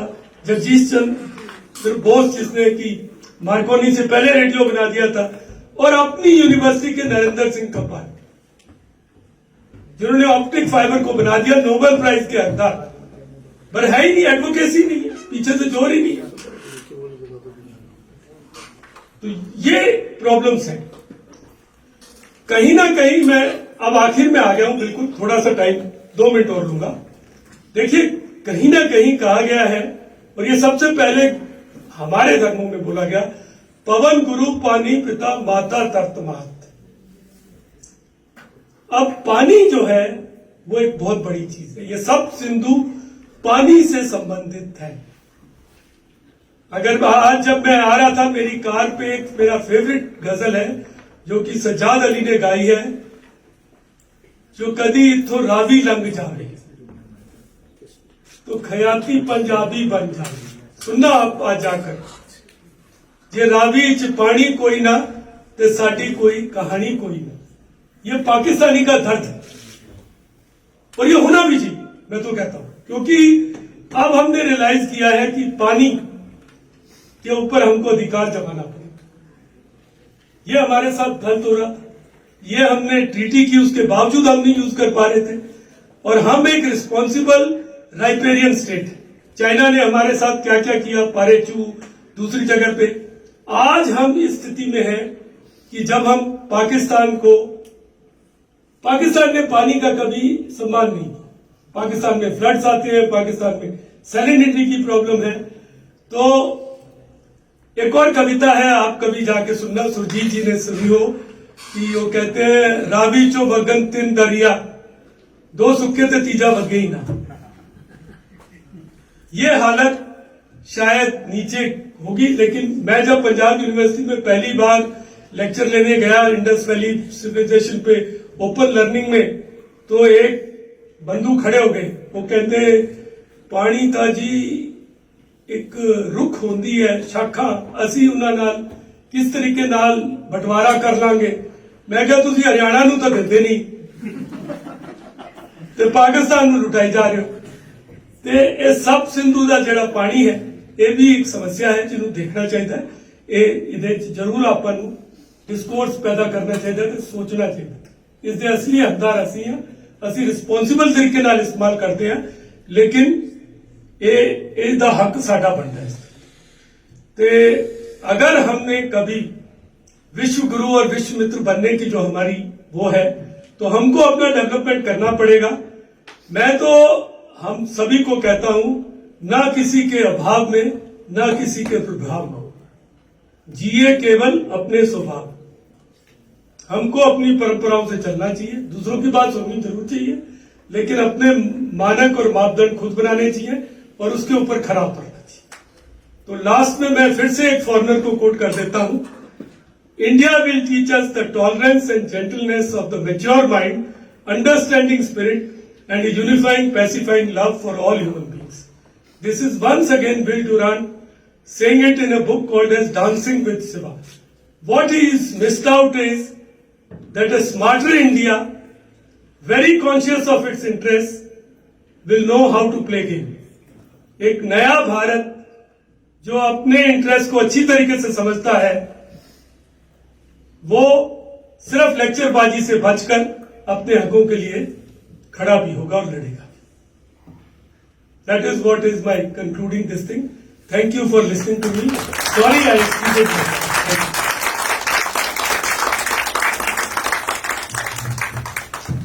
धन्यवाद lieutenant general. I must say here, once a soldier, always a soldier. Even after re-attiring, when a challenge is thrown to you, sir, you fought very well and enlightened us with your thoughts of international perspective. जैसे sir ने कहा, उसी बात को आगे बढ़ाते हुए, packing university साल तक डोमिनेट किया कल्चर के बेसिस पर, जबकि एक भी सोल्जर ने इंडिया से हमारी जमीन पर पैर नहीं रखा। तो ये पावर है कल्चर की, और ये कल्चर की जब हम बात कर रहे हैं, जिसमें चाइना की बात कर रहे हैं, तो वो सप्त सिंधु की यही कल्चर था। इसी बात को आगे बढ़ाते हुए मैं आप सभी के मध्य आमंत्रण देना चाहूंगा प्रोफेसर रेणु ठाकुर जी से, जो कि मुझे लगता है सभागार में सबसे ज्यादा स्पेशलिस्ट हैं इस सब्जेक्ट के लिए। प्रोफेसर रेणु ठाकुर जी।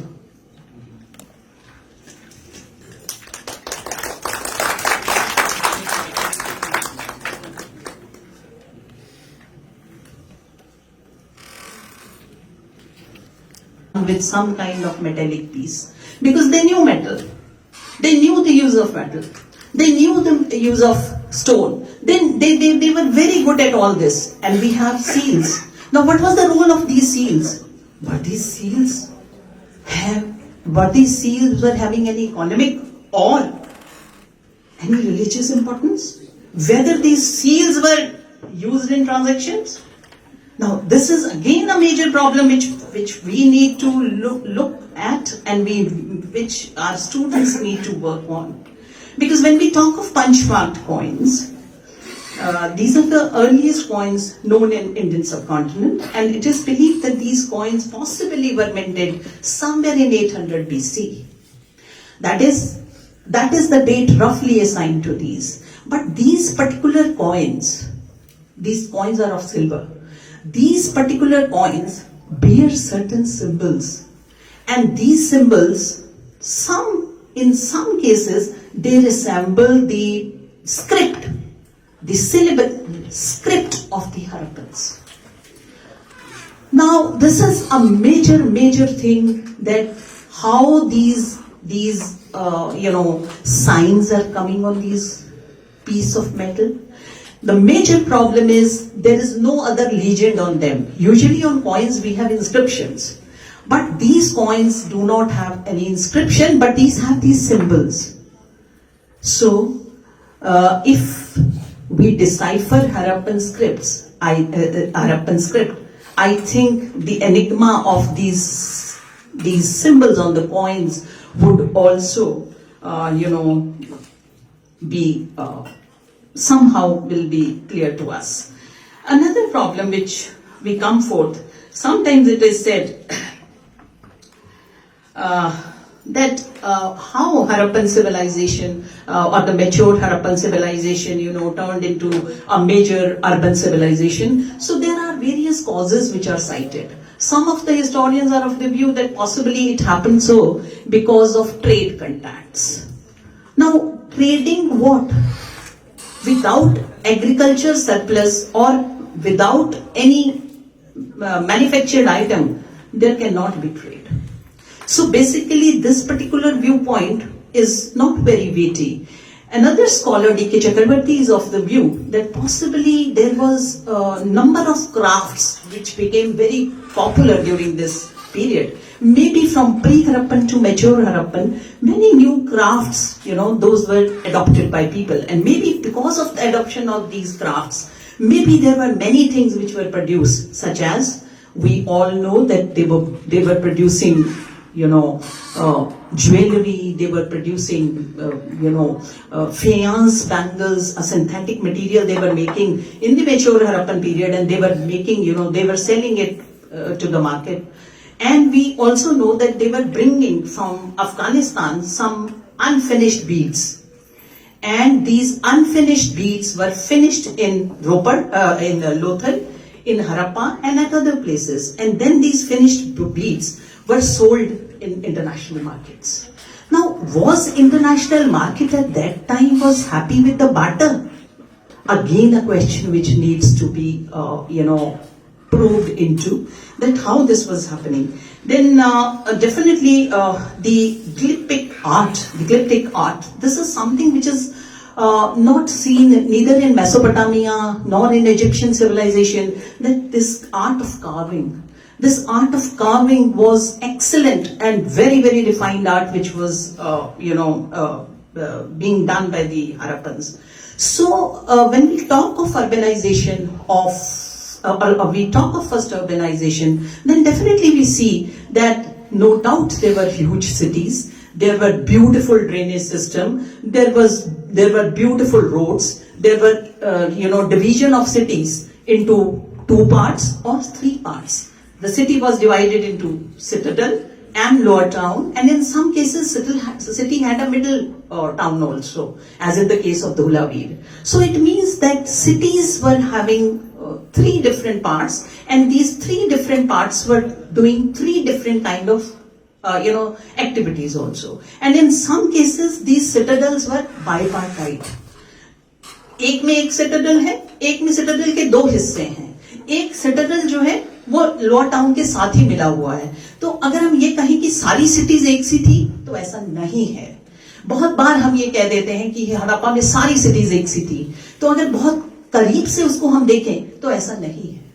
हड़प्पा में बॉन्ड यूज हो रहा था, जो ब्रिक्स को हम ले करते हैं, उस बॉन्ड को हम आज हड़प्पा बॉन्ड नहीं कहते, और वो उसका नाम हड़प्पा बॉन्ड होना चाहिए, उसको हम कहते हैं this is a English bond. So see the kind of, the injustice which has been done to us. That is something very, very embarrassing at times when I go for some lecture and I say, oh, it's a Harappan bond. There's a what Harappan bond? What is this Harappan bond? I said because 20 or 2000 or 3000 years before we were practicing this. And this has become, known to you people later. And you have named it English bond. और हमने क्या किया? अपनी किताबों में डाल दिया. Harappan use English bond. We never bothered that this term is not apt for this particular civilization. So, obviously I have not shown those slides. I'll see if I can show. But yes, I would be ending here I will not go into details because I know by this time you are tired also. And if I start speaking from historical perspective, you may not like it because it becomes very dry then. Because I'll be quoting so many people, and then obviously you will not like that. So that is why I'm making it very short, and I kept things to you to see to that how we are to make people understand that our heritage is important. Until unless we appreciate our heritage, no one is going to come and tell us कि ये तो आपका है, हमारी shared heritage है, ये country सबकी है और इसमें हर चीज हमारे लिए बहुत अजीज है और होनी चाहिए. जब हम इस सोच से काम करेंगे तो मुझे लगता है कोई भी हमें ये नहीं कह पाएगा कि आप कौन हैं, क्या आप जानते हैं. सो मैनी पीपल से आप भारतीय हैं, आप कौन हैं, क्या आप जानते हैं. तो मुझे लगता है कि ऐसे वाले सवाल स्पेशली जब हम बाहर जाते हैं, बाहर की सिविल उसमें बात करते हैं तो हमसे ये सवाल पूछा जाता है, आप कौन हैं, आप दस्यु हैं या आप आर्यंस हैं. अगर आप आर्यंस हैं तो आज तक आप सिद्ध क्यों नहीं कर पाए. तो ये सारी समस्याएं जो हैं वो हमें टेकल करनी है, तो हमें अपने हेरिटेज से, अपने रूट से प्यार करना पड़ेगा. तो आज हम सब जो यंगस्टर्स बैठे हैं, आज ही से ये जरूर प्रूव करना शुरू कीजिए कि हम आए कहां से हैं और हम हैं कौन. Thank you very much. I am a student of history, so I cannot go beyond that, but I'll just show those slides if I can. So those will make things. Please, वो दिखा दें आपने. Layout of Harappa. So this, how the city is divided into two parts. One is the citadel. Citadel possibly like we have Chandigarh Secretariat and all that section, and the lower town is like southern sectors. So similar kind of planning, we are seeing that some kind of comparison can be made of these cities. Yes, next. This is Harappan granary. Now this is a very, very important structure which we have come up across from Harappa. This gives us an idea of that how intelligent they were, and they knew that how they can keep their grains fresh. There is a circulation of air under the floor so that their grains remain fresh. So this is even today also we have not been able to do many things which were done by Harappans. Yes. Next. This is very important, public well. So when you see Harappans, they were much concerned with source of water. That every house should be provided with water. Now, one thing, potable water possibly was not there, and second, possibly water had some religious or ceremonial importance. Yes, next.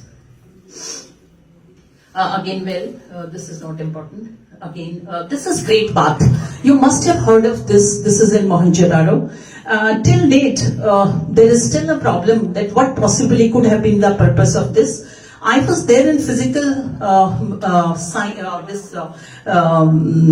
department, जिसमें ये सारी exercises और ये वाला चलता है, and physical education. And they told me that, madam, this is a swimming, some kind of tank. Possibly Harappans had this kind of, sense also. So वो swimming करते होंगे, तो उन्होंने ये शायद वो बनाया. आगे चलिए. आगे चलिए. This is Lothal. Sir has already shown, so I will not.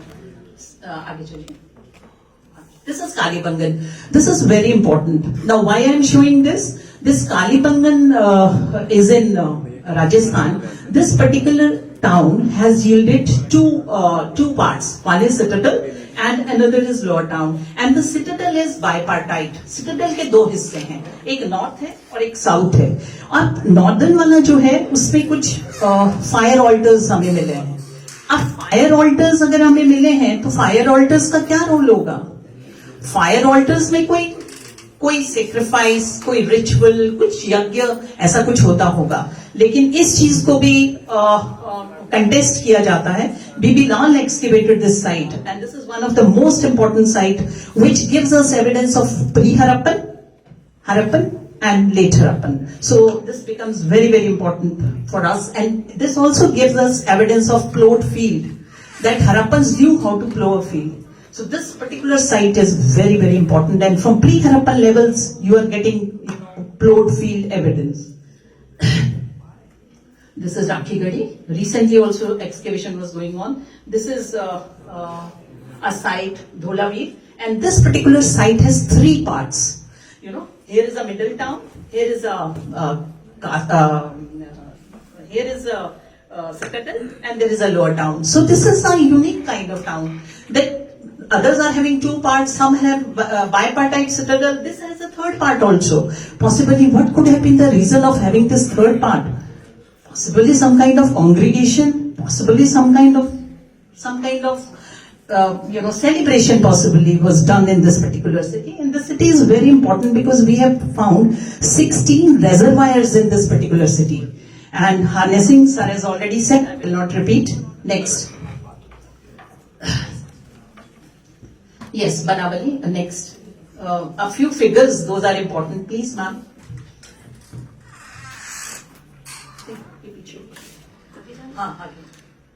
Now this is important because I have put here Harappan bond. Otherwise we find English and Flemish. So again we need to rectify this error in our books, because in our books which we are teaching to our undergraduate students, to our postgraduate students, we do not call it Harappan bond. So I think there is need to connect them to Harappan by changing this in our books. Yes. Next. Another thing which is very important and which Harappans were practicing was corbelled ark. They knew that gushing water will splash out from their drains. So they have made an arrangement by making these corbelled ark on drains so that the excess water this particular drain accommodates. This is an example from Mohenjo-daro's, Great Bath. So these kind of things give us the idea of that how intelligently they had planned their cities. And next. Now look at the ornaments. Look at the things, they were making. Look at how finished they are. This cannot be done in a vacuum if we are planted from somewhere. This is tapasya of so many years that we reach this state. And this is happening in, the mature Harappan level. Yes, next. These are the seals. And there are these symbols on the seals. And similar kind of few symbols are there on punch-marked coins. So we need to see that is there any connection between the two or not. I'm not saying that there is connection, but it has to be probed. If there is any connection, then definitely that connection should be brought forth. Yes, next. Now this is very important. It is said that the religion of Harappan was Shaivism. But there is also debate on that. But here, this particular Ling and Yoni from Kalibangan proves that Harappans were practicing Shaivism. So yes. इस place का नाम है काली बंगा काली बंगा तो पीली बंगा Kalibangan sir ये मेरी district दे हैगे मेरे पिंड दे नेड़े हैगे काली बंगा तो पीली कालीबंगा क्यों हैगी ਇਹਦਾ ਨਾਮ ਇਸ ਲਈ ਹੈ ਉੱਥੇ ਕਿਉਂਕਿ ਕਾਲੀਬੰਗਾ ਦੇ ਬਹੁਤ ਟੁਕੜੇ ਮਿਲੇ ਸੀ ਤੇ ਐਕਸਕੇਵੇਟਰ ਨੇ ਸਾਈਟ ਦਾ ਨਾਂ ਹੀ ਰੱਖਤਾ ਕਾਲੀਬੰਗਾ पीली बंगा अच्छा this is another important stone piece, and this it's a terracotta piece or a figurine greeting with namaste. This is from Harappa again. So we can say that there is some connection between us and them, and traditions and culture and the legacy of Harappan continues. And thank you very much for very patiently listening to me. Thanks. Thank you so much professor Renu Thakur ji. I am sure आप में से यहाँ बैठे हुए कई सारे लोग अपनी हिस्ट्री की बुक में पहुंच गए होंगे जब आपने बार बार मोहेंजो-दारो, कालीबंगा और लोथल के बारे में वो पिक्चर्स भी देखी. ग्रेट बात मुझे याद है कि वो शायद सभी ने अपने बचपन में वो एनसीईआरटी की बुक्स में देखा हुआ है. पर एक बहुत ही इंपॉर्टेंट पॉइंट जो मैम ने यहाँ पे रेज किया कि हमें क्लेम करना होगा जो हमारा है. और मुझे लगता है कि मॉडर्न टाइम्स में इसका एक बहुत अच्छा एग्जाम्पल मिलता है योगा. जैसे हमने इंटरनेशनल लेवल पे क्लेम किया और लास्ट योगा का जो डे हमने मनाया, मेरा ख्याल मेरे बोलने की तो कोई गुंजाइश बची नहीं है, क्योंकि इन्होंने जो सारी डिटेल बता दी है, बड़ी कोई भी एस्पेक्ट नहीं छोड़ा इन्होंने।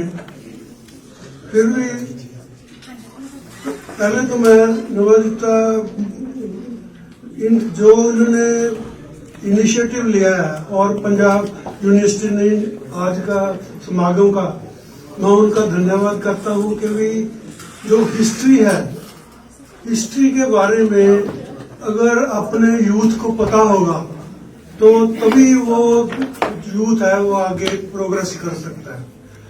किसी देश की सभ्यता को खत्म करना हो तो उसके कल्चर को खत्म कर दो, कल्चर को खत्म कर दो। जो जैसे मैडम ने बताया कि भी डिस्टॉर्टेड फैक्ट हिस्ट्री में बताए गए हैं, जो इन फैक्ट के कारण जो हम सही फैक्ट्स अगर हमारे यूथ को पता होगा तो फिर हम देश को आगे बढ़ाने में बहुत ज्यादा कामयाब हो सकते हैं। जैसे आज का विषय है सप्त सिंधु, 7 नदियां, जो सबसे सरस्वती जी रिवर, बाकी सिंधु, सतलुज, ब्यास, रवि, चनेब और झेलम, ये 7 नदियां हैं।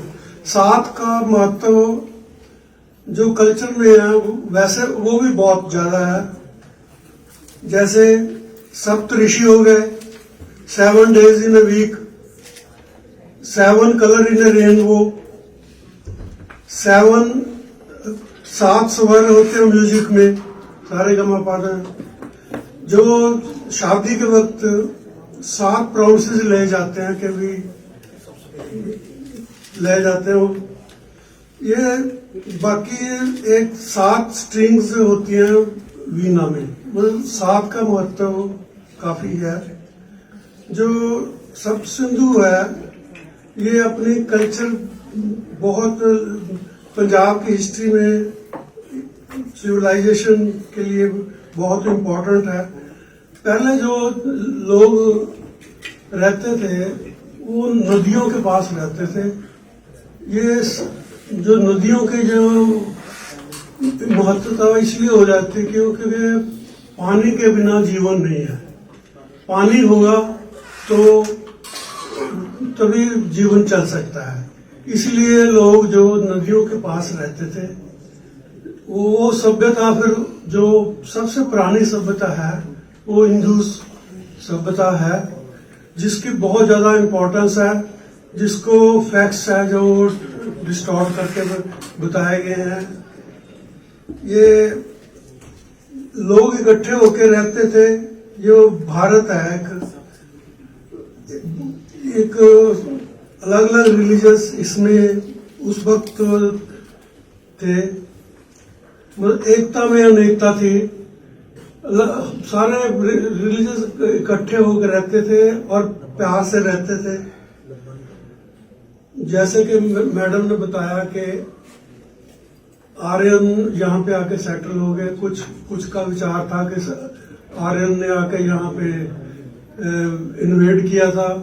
ये डिबेटेबल क्वेश्चन है, मेरे हिस्ट्री में मैडम ने बताया ही है इस पार्ट में। तो वो जो पीरियड था वैदिक पीरियड था, वो वैदिक पीरियड कहा जाता है।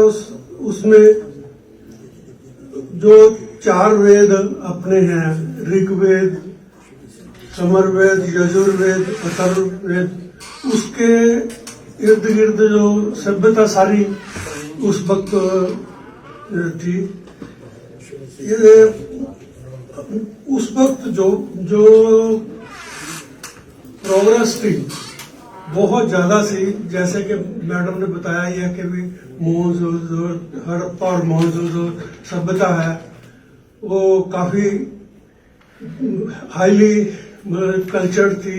वहाँ पे ड्रेनेज सिस्टम था, हर चीज मतलब बहुत ही अच्छे तरीके से बनाई गई थी उस वक्त। जो जैसे बताया गया है, तक्षशिला का नाम तक्षशिला यूनिवर्सिटी का नाम बहुत प्रचलित नहीं है क्योंकि हिस्ट्री में जो बाहर वाले हैं वो नहीं चाहते कि भी जो तक्षशिला की इम्पोर्टेंस है वो बताई जाए। तक्षशिला उस वक्त जैसे बताया गया कि स्टूडेंट्स फॉरेन से, चाइना से, बल्गेरिया से, ग्रीस से पढ़ने के लिए आते थे और वो ज्यादा सबसे बेस्ट जो पढ़ाई है जो इस यूनिवर्सिटी में होती थी। जो भारत को सोने की चिड़िया कहते थे, सोने की चिड़िया इसीलिए जो इन्वेडर थे बार बार आके लूटने के लिए वो यहाँ पे आते थे कि इसी जो सोने की चिड़िया वाली बात है वो अब national school of drama Delhi वाले हैं, उन्होंने एक सिस्टम शुरू किया गुरु शिष्य परंपरा। उसमें एक प्ले खेला जा रहा है, प्ले होता है ले आओ वापस सोने की चिड़िया। उसका मकसद यही है कि भी जो थीम है उनका वो है वासुदेव कुटुंबम पंच प्रणव ते विकसित भारत। ये जो उस इंडस वैली है सबसे पुरानी सभ्यता है, उसके लिए उस वक्त जैसे मैडम ने बताया कि भी ज्वेलरी उस वक्त की लेटेस्ट थी, बाथरूम थे, अंडरग्राउंड ड्रेनेज सिस्टम थे। सरस्वती रिवर जो है वो उत्तराखंड से शुरू होती है और ये सबसे पुरानी है, 6000 से लेकर 4000 BC में ये एग्जिस्टेंस में थी। और जो सिंधु रिवर है लॉन्गेस्ट रिवर है, 2000 किलोमीटर 2000 माइल तक चलती है। ये कैलाश माउंटेन से चल के ये कराची पाकिस्तान में उधर चली जाती है, फिर अरेबियन सी में। पंजाब का कल्चर जो है पंज दरिया जिन्होंने नाम भी पंज दरिया पंज, एक सरस्वती और सिंधु को छोड़ के बाकी की रवि व्यास सतलुज पांच उन पे नाम पड़ा है। जो ये कल्चर है जो इसको फॉरेन वालों ने शुरू से ही कोशिश की है कि इन्फ्लुएंस किया जाए कि भी कैसे तोड़ मरोड़ के पेश किया जाए। जो जैसे बताया गया कि भी यहाँ से मर्चेंट दूर दूर तक जाते थे और व्यापार वगैरह होता था। ये डायनामिक कल्चर था और जो रिच कंट्रीब्यूशन थी सारी, ये उस वक्त multi racial, multi religious, multi linguistic pattern था इंडियन सोसाइटी का। ये भारत वर्ल्ड का सबसे पुराना सभ्यता है, सब सिंधु जिसको बोलते हैं। ये जम्मू कश्मीर से लेके कुरुक्षेत्र अभी में माना जाता है। ये इसमें कुरुक्षेत्र में जो हिंदू पिलग्रम है भगवत गीता का, अमृतसर में सेक्रेड अपना हरमंदिर साहब, कांगड़ा में जो है ये कटोच जो डायनेस्टी है, ओल्डेस्ट सर्वाइविंग जो डायनेस्टी है, उसका जो गढ़ माना जाता है। ये इसलिए मेरी सब जो स्टूडेंट्स हैं उनसे रिक्वेस्ट ये है कि भी जो कल्चर अपना है उसको अच्छी तरह पढ़ें। जो गलतियां, क्योंकि फॉरेनर ने कोशिश की है कि भी कल्चर को थोड़ा बिगाड़ दिया जाए, ताकि जैसे मैंने शुरू इस बात से की थी कि भी किसी देश के कल्चर को खत्म करना हो तो उसकी तो उसको जो कल्चर को खत्म कर दो अगर किसी देश को नीचा करना तो ये जो कोशिश फॉरेनर ने की है उसको जो हम सब इकट्ठे हुए हैं बड़ा अच्छा धरोहर का आज इन्होंने किया है। इसलिए मैं सबसे रिक्वेस्ट यही करता हूं कि भी अपने कल्चर को बढ़ाने की कोशिश करें। Thank you.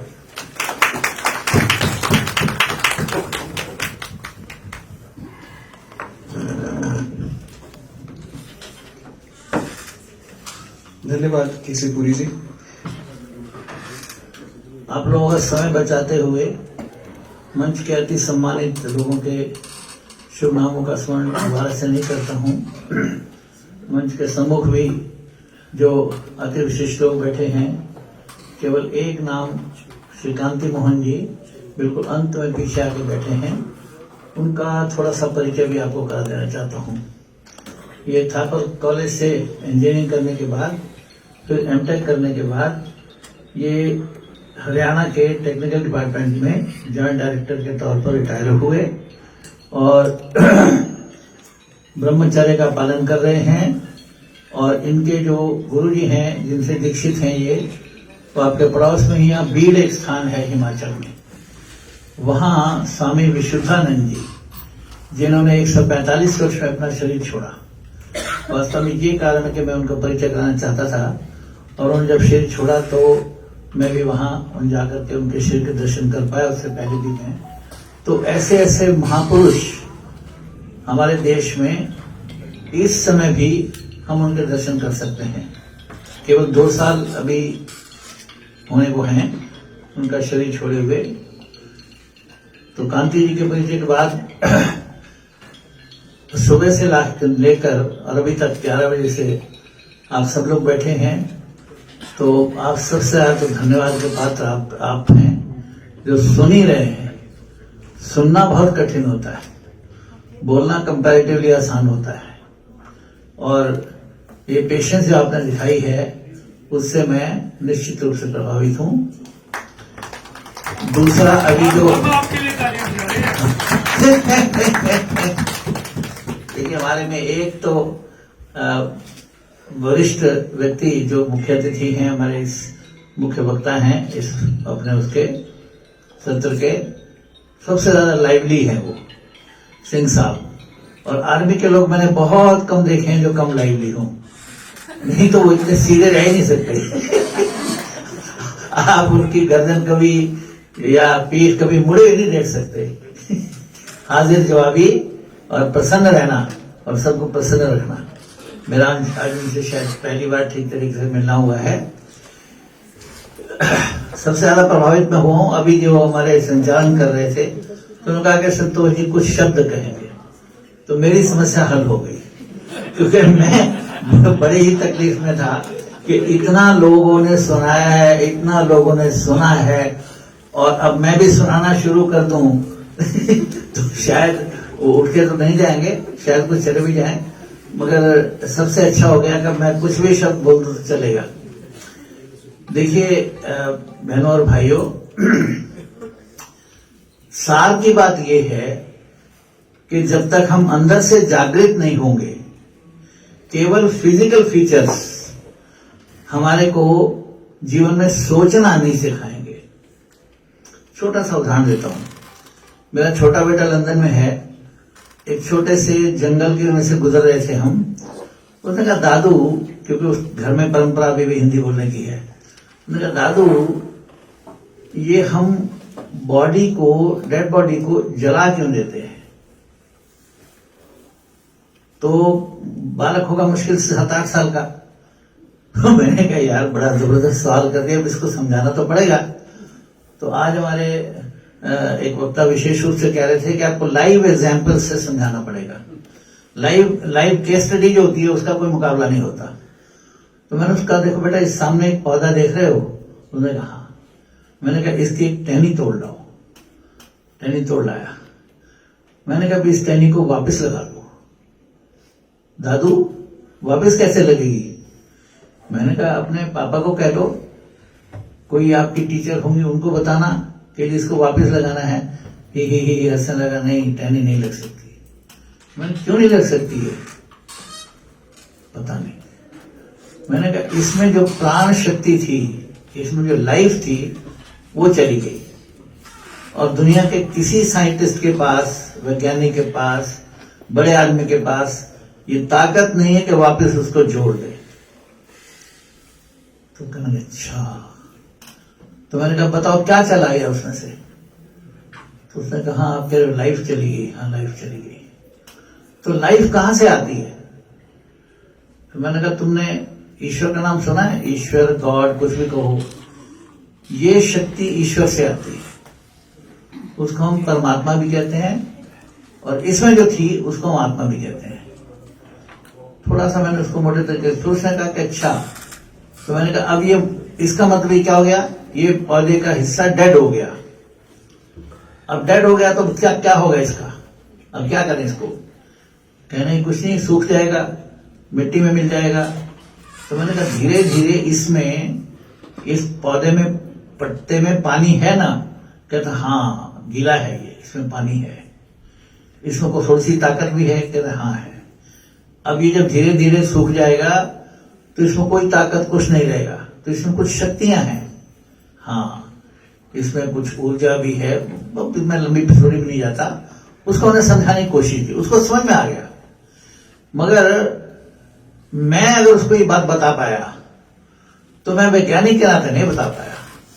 मेरे अंदर जो एक आस्था और श्रद्धा का एलिमेंट है कि परमात्मा है और परमात्मा का अंश आत्मा है और वही जीव है और वही सबसे बड़ा एलिमेंट है।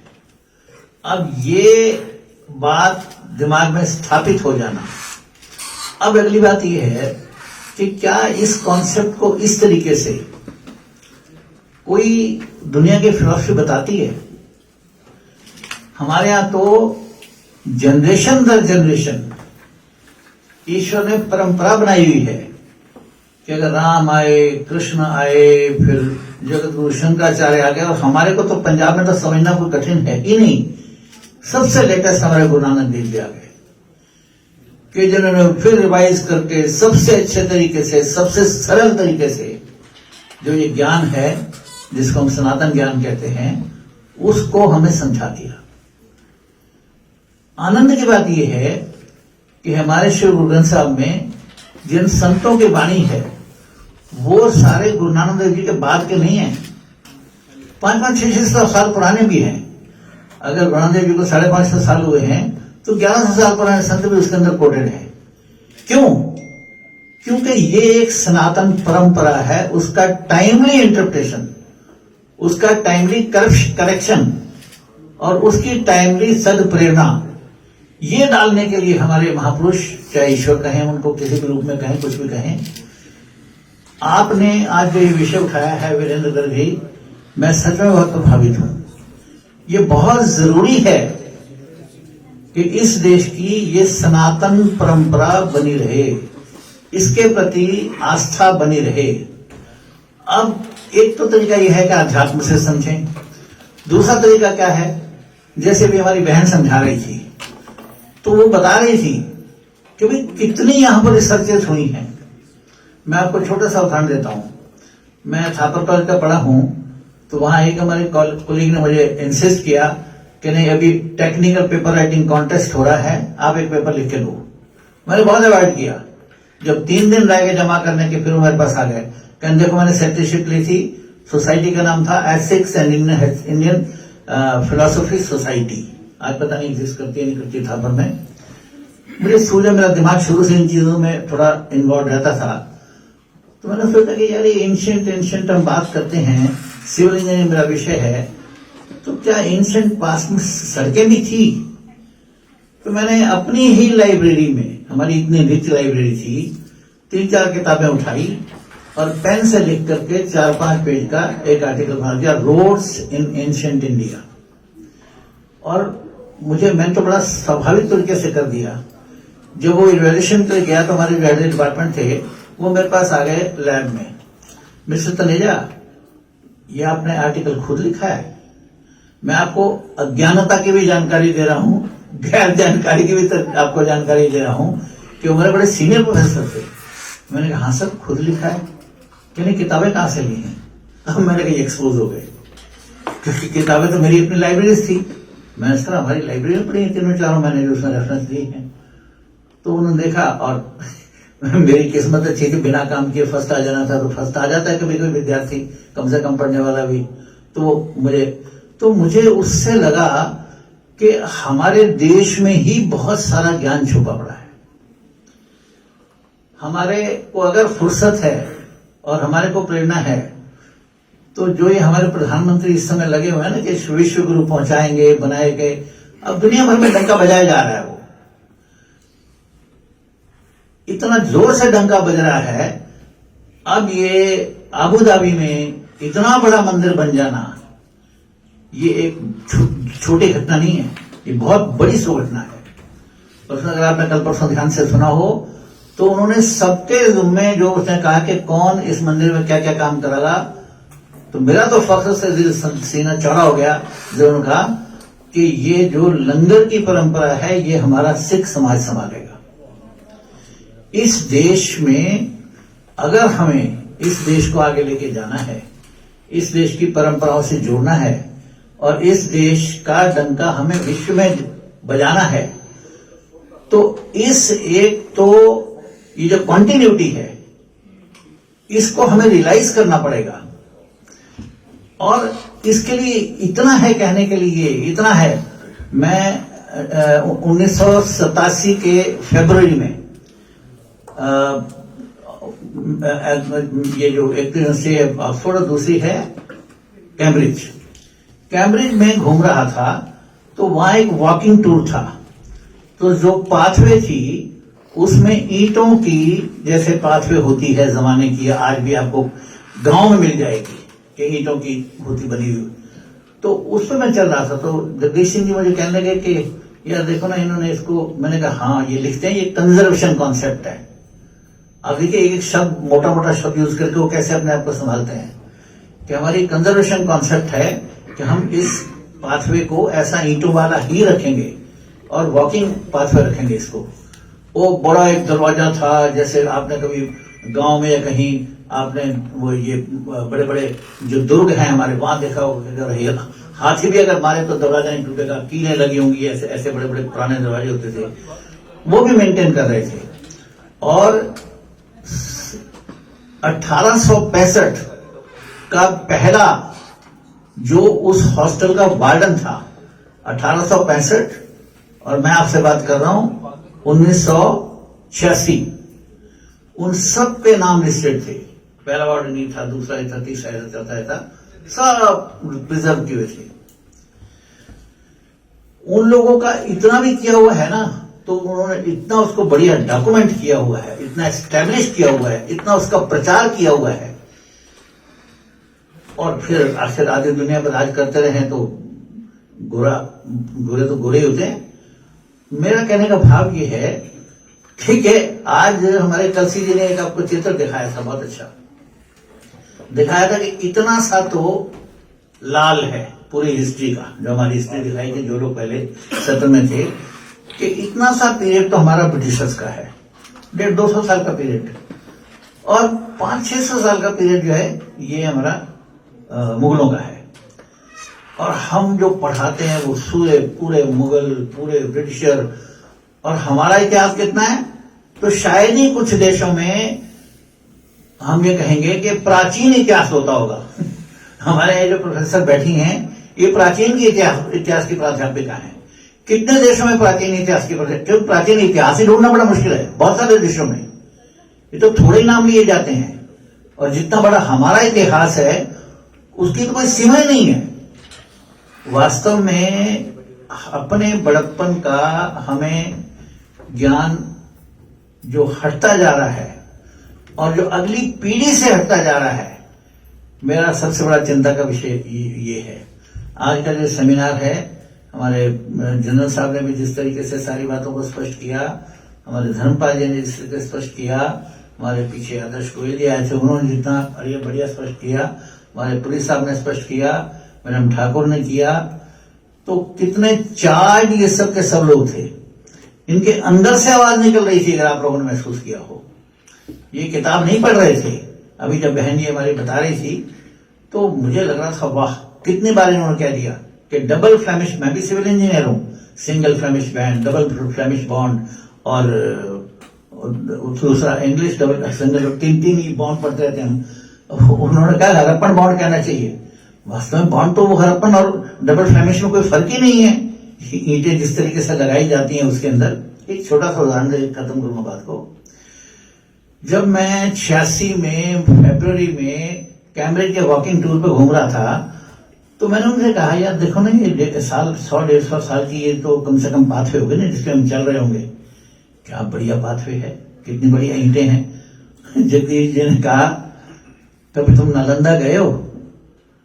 मैंने कहा नहीं सर मैं तो नहीं गया। वो चीफ आर्किटेक्ट थे हमारे गाजियाबाद डेवलपमेंट अथॉरिटी के, तो हो क्या उसके बाद मैं 3 बार नालंदा गया हूं। जितने भी यहाँ सिविल इंजीनियरिंग आर्किटेक्चर के लोग बैठे हैं मैं विनम्र निवेदन करूंगा कि एक बार नालंदा हो गया है। नालंदा का जो विश्वविद्यालय है बख्तियार खिलजी ने 1100 साल पहले उसको ध्वस्त किया था और 6 महीने तक उसका पुस्तकालय जलता रहा था। आज जाकर के जो आप ईंटें देखेंगे वहां पर 2.5 इंच 2-2 इंच, सिर्फ 2-2 इंच मोटी ईंटें। बहन जी आप गई हैं नालंदा? आप तो गई होंगी। एकदम ऐसे जैसे मार्बल होता है ना, पत्थर इतनी पक्की है वो। 1100 साल से उसके ऊपर पानी पड़ रहा है, धूप पड़ रही है, आंधी आ रही है, कोई खुला पड़ा है ना, वो तो उसकी छत थोड़ी है, खुले हैं वो सारे डिफरेंट साइज की ईंटें। मैं गारंटी से कह सकता हूं कि उस क्वालिटी की ईंट क्या उससे 50% क्वालिटी की ईंट बनाने की आज हमारी क्षमता नहीं है। मैं सिविल इंजीनियर के नाते चैलेंज कर सकता हूं। क्या ईंटें हैं। जब दूसरी तीसरी बार मैं गया तो जो ईंटें किसी कारण से टूट गई, बड़ी बड़ी ईंटें, उसके पीसेस को, जैसे आपने अगर अपने घरों के बाहर कभी रैंप पर वो करेजी लगाते देखा होगा कि वो सस्ता अगर हमें पत्थर लगवाना हो तो फिर हम उसको रख के जो टुकड़े होते हैं उन्हीं के अंदर सीमेंट सब तरफ लगाया और वो प्लेन, वो उन ईंटों के उन टुकड़ों को पत्थर की तरह उपयोग कर रहे थे। पंजाबी जगह पुरना वो ईंट भूल तो सकती ही नहीं, इरोड नहीं हो सकती 1100 साल बाद। और उसकी जो कार्बल्स थी, उसकी जो आर्चिस थी, एक छोटा सा काम उन्होंने रिपेयर का किया हुआ था। उसको देख के मुझे इतनी हंसी आ रही थी, मैंने कहा इसको तो हटा लें कम से कम। ये दिखाई दे रहा है कि आज हमारे ब्रिकवर्क की क्या क्वालिटी है और उनकी क्या ब्रिकवर्क की क्वालिटी थी। तो मैं आपसे बिल्कुल अंदर की बात शेयर कर रहा हूं। इतना इतिहास पढ़ा है, इतनी विज्ञान पढ़ी है, इतना कुछ पढ़ा है, जहां थोड़ा सा हम गहरा झांकेंगे तो बहुत कुछ निकल के आ जाएगा। और जब तक हम अंदर से प्रेरित नहीं होंगे अपने स्व के प्रति, अपने बारे में, और ठीक सोच के साथ हम नहीं होंगे, पॉजिटिव सोच के साथ, तो शायद ये देश को एक आदमी आगे ले जाकर नहीं जा सकता। हम सबको इसमें लगना पड़ेगा। और सबसे ज्यादा मैं आज आभारी हूं हमारे वीरेंद्र जी का कि जिन्होंने मुझे ये अवसर दिया और इतना अच्छा कार्यक्रम रखा और हम सबको भी प्रेरित होने का मौका दिया। तो मैं अपनी बात पूर्ण करता हूं और सबका मैं आभारी हूं। जो वक्ता आए उन सबसे मैंने बहुत प्रेरणा ली, मैडम से सीखा, तो बहुत बहुत सबका धन्यवाद।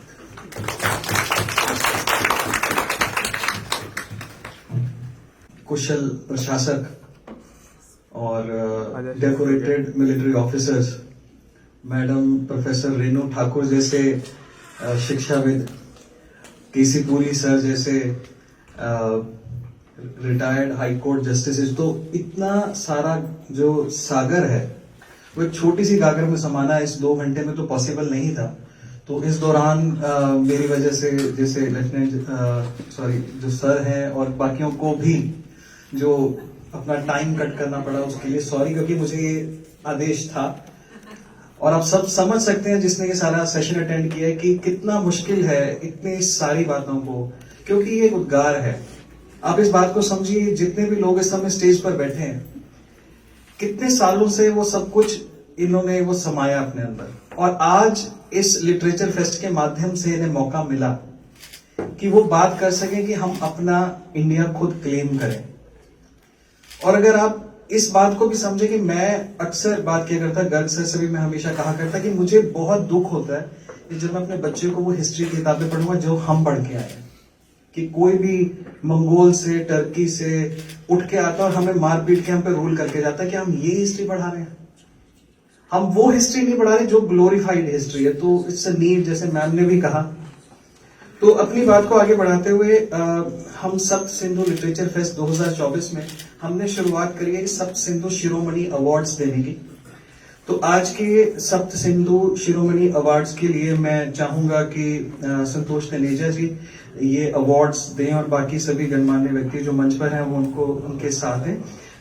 टीम निवेदिता से मैं आग्रह करूंगा कि वो मंच पर ये सम्मान का जो सम्मान है वो हमें वहां दें। सबसे पहले आज हम सम्मानित कर रहे हैं डॉक्टर जोरा सिंह जी को।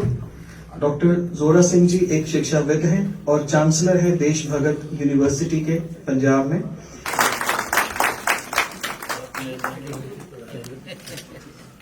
डॉक्टर जोरा सिंह जी।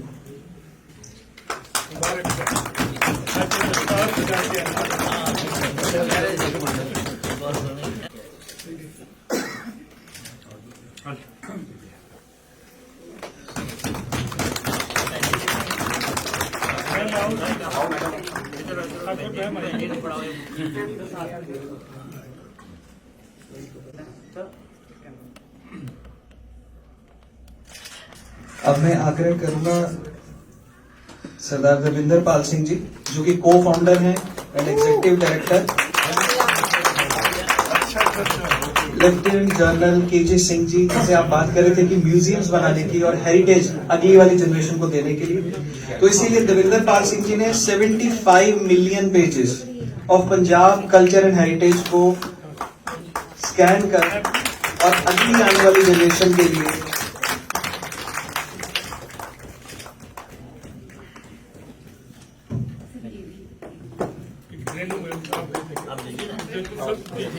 इसके बाद मैं संतोष कलेजा जी से आग्रह करूंगा कि श्री धर्मपाल जी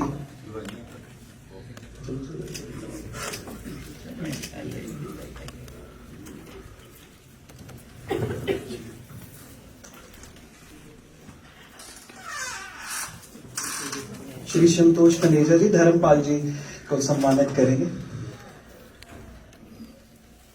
श्री धर्मपाल जी।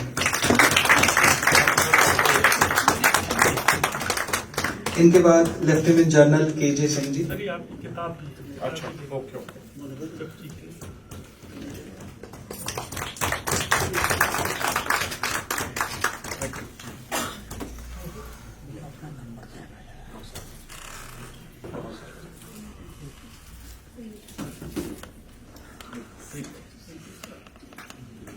Round of applause.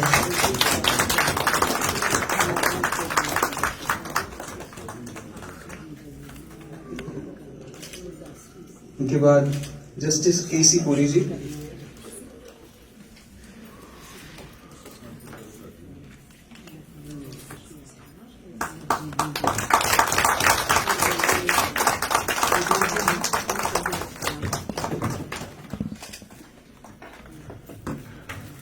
Professor Renu Thakur जी।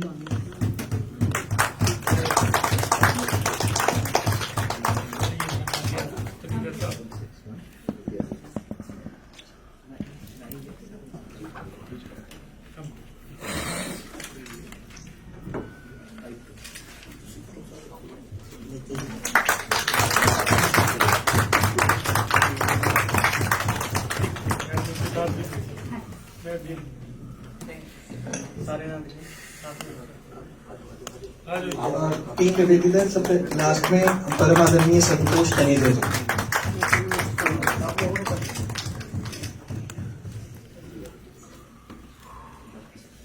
मैं पिछले मंच में आ गया था।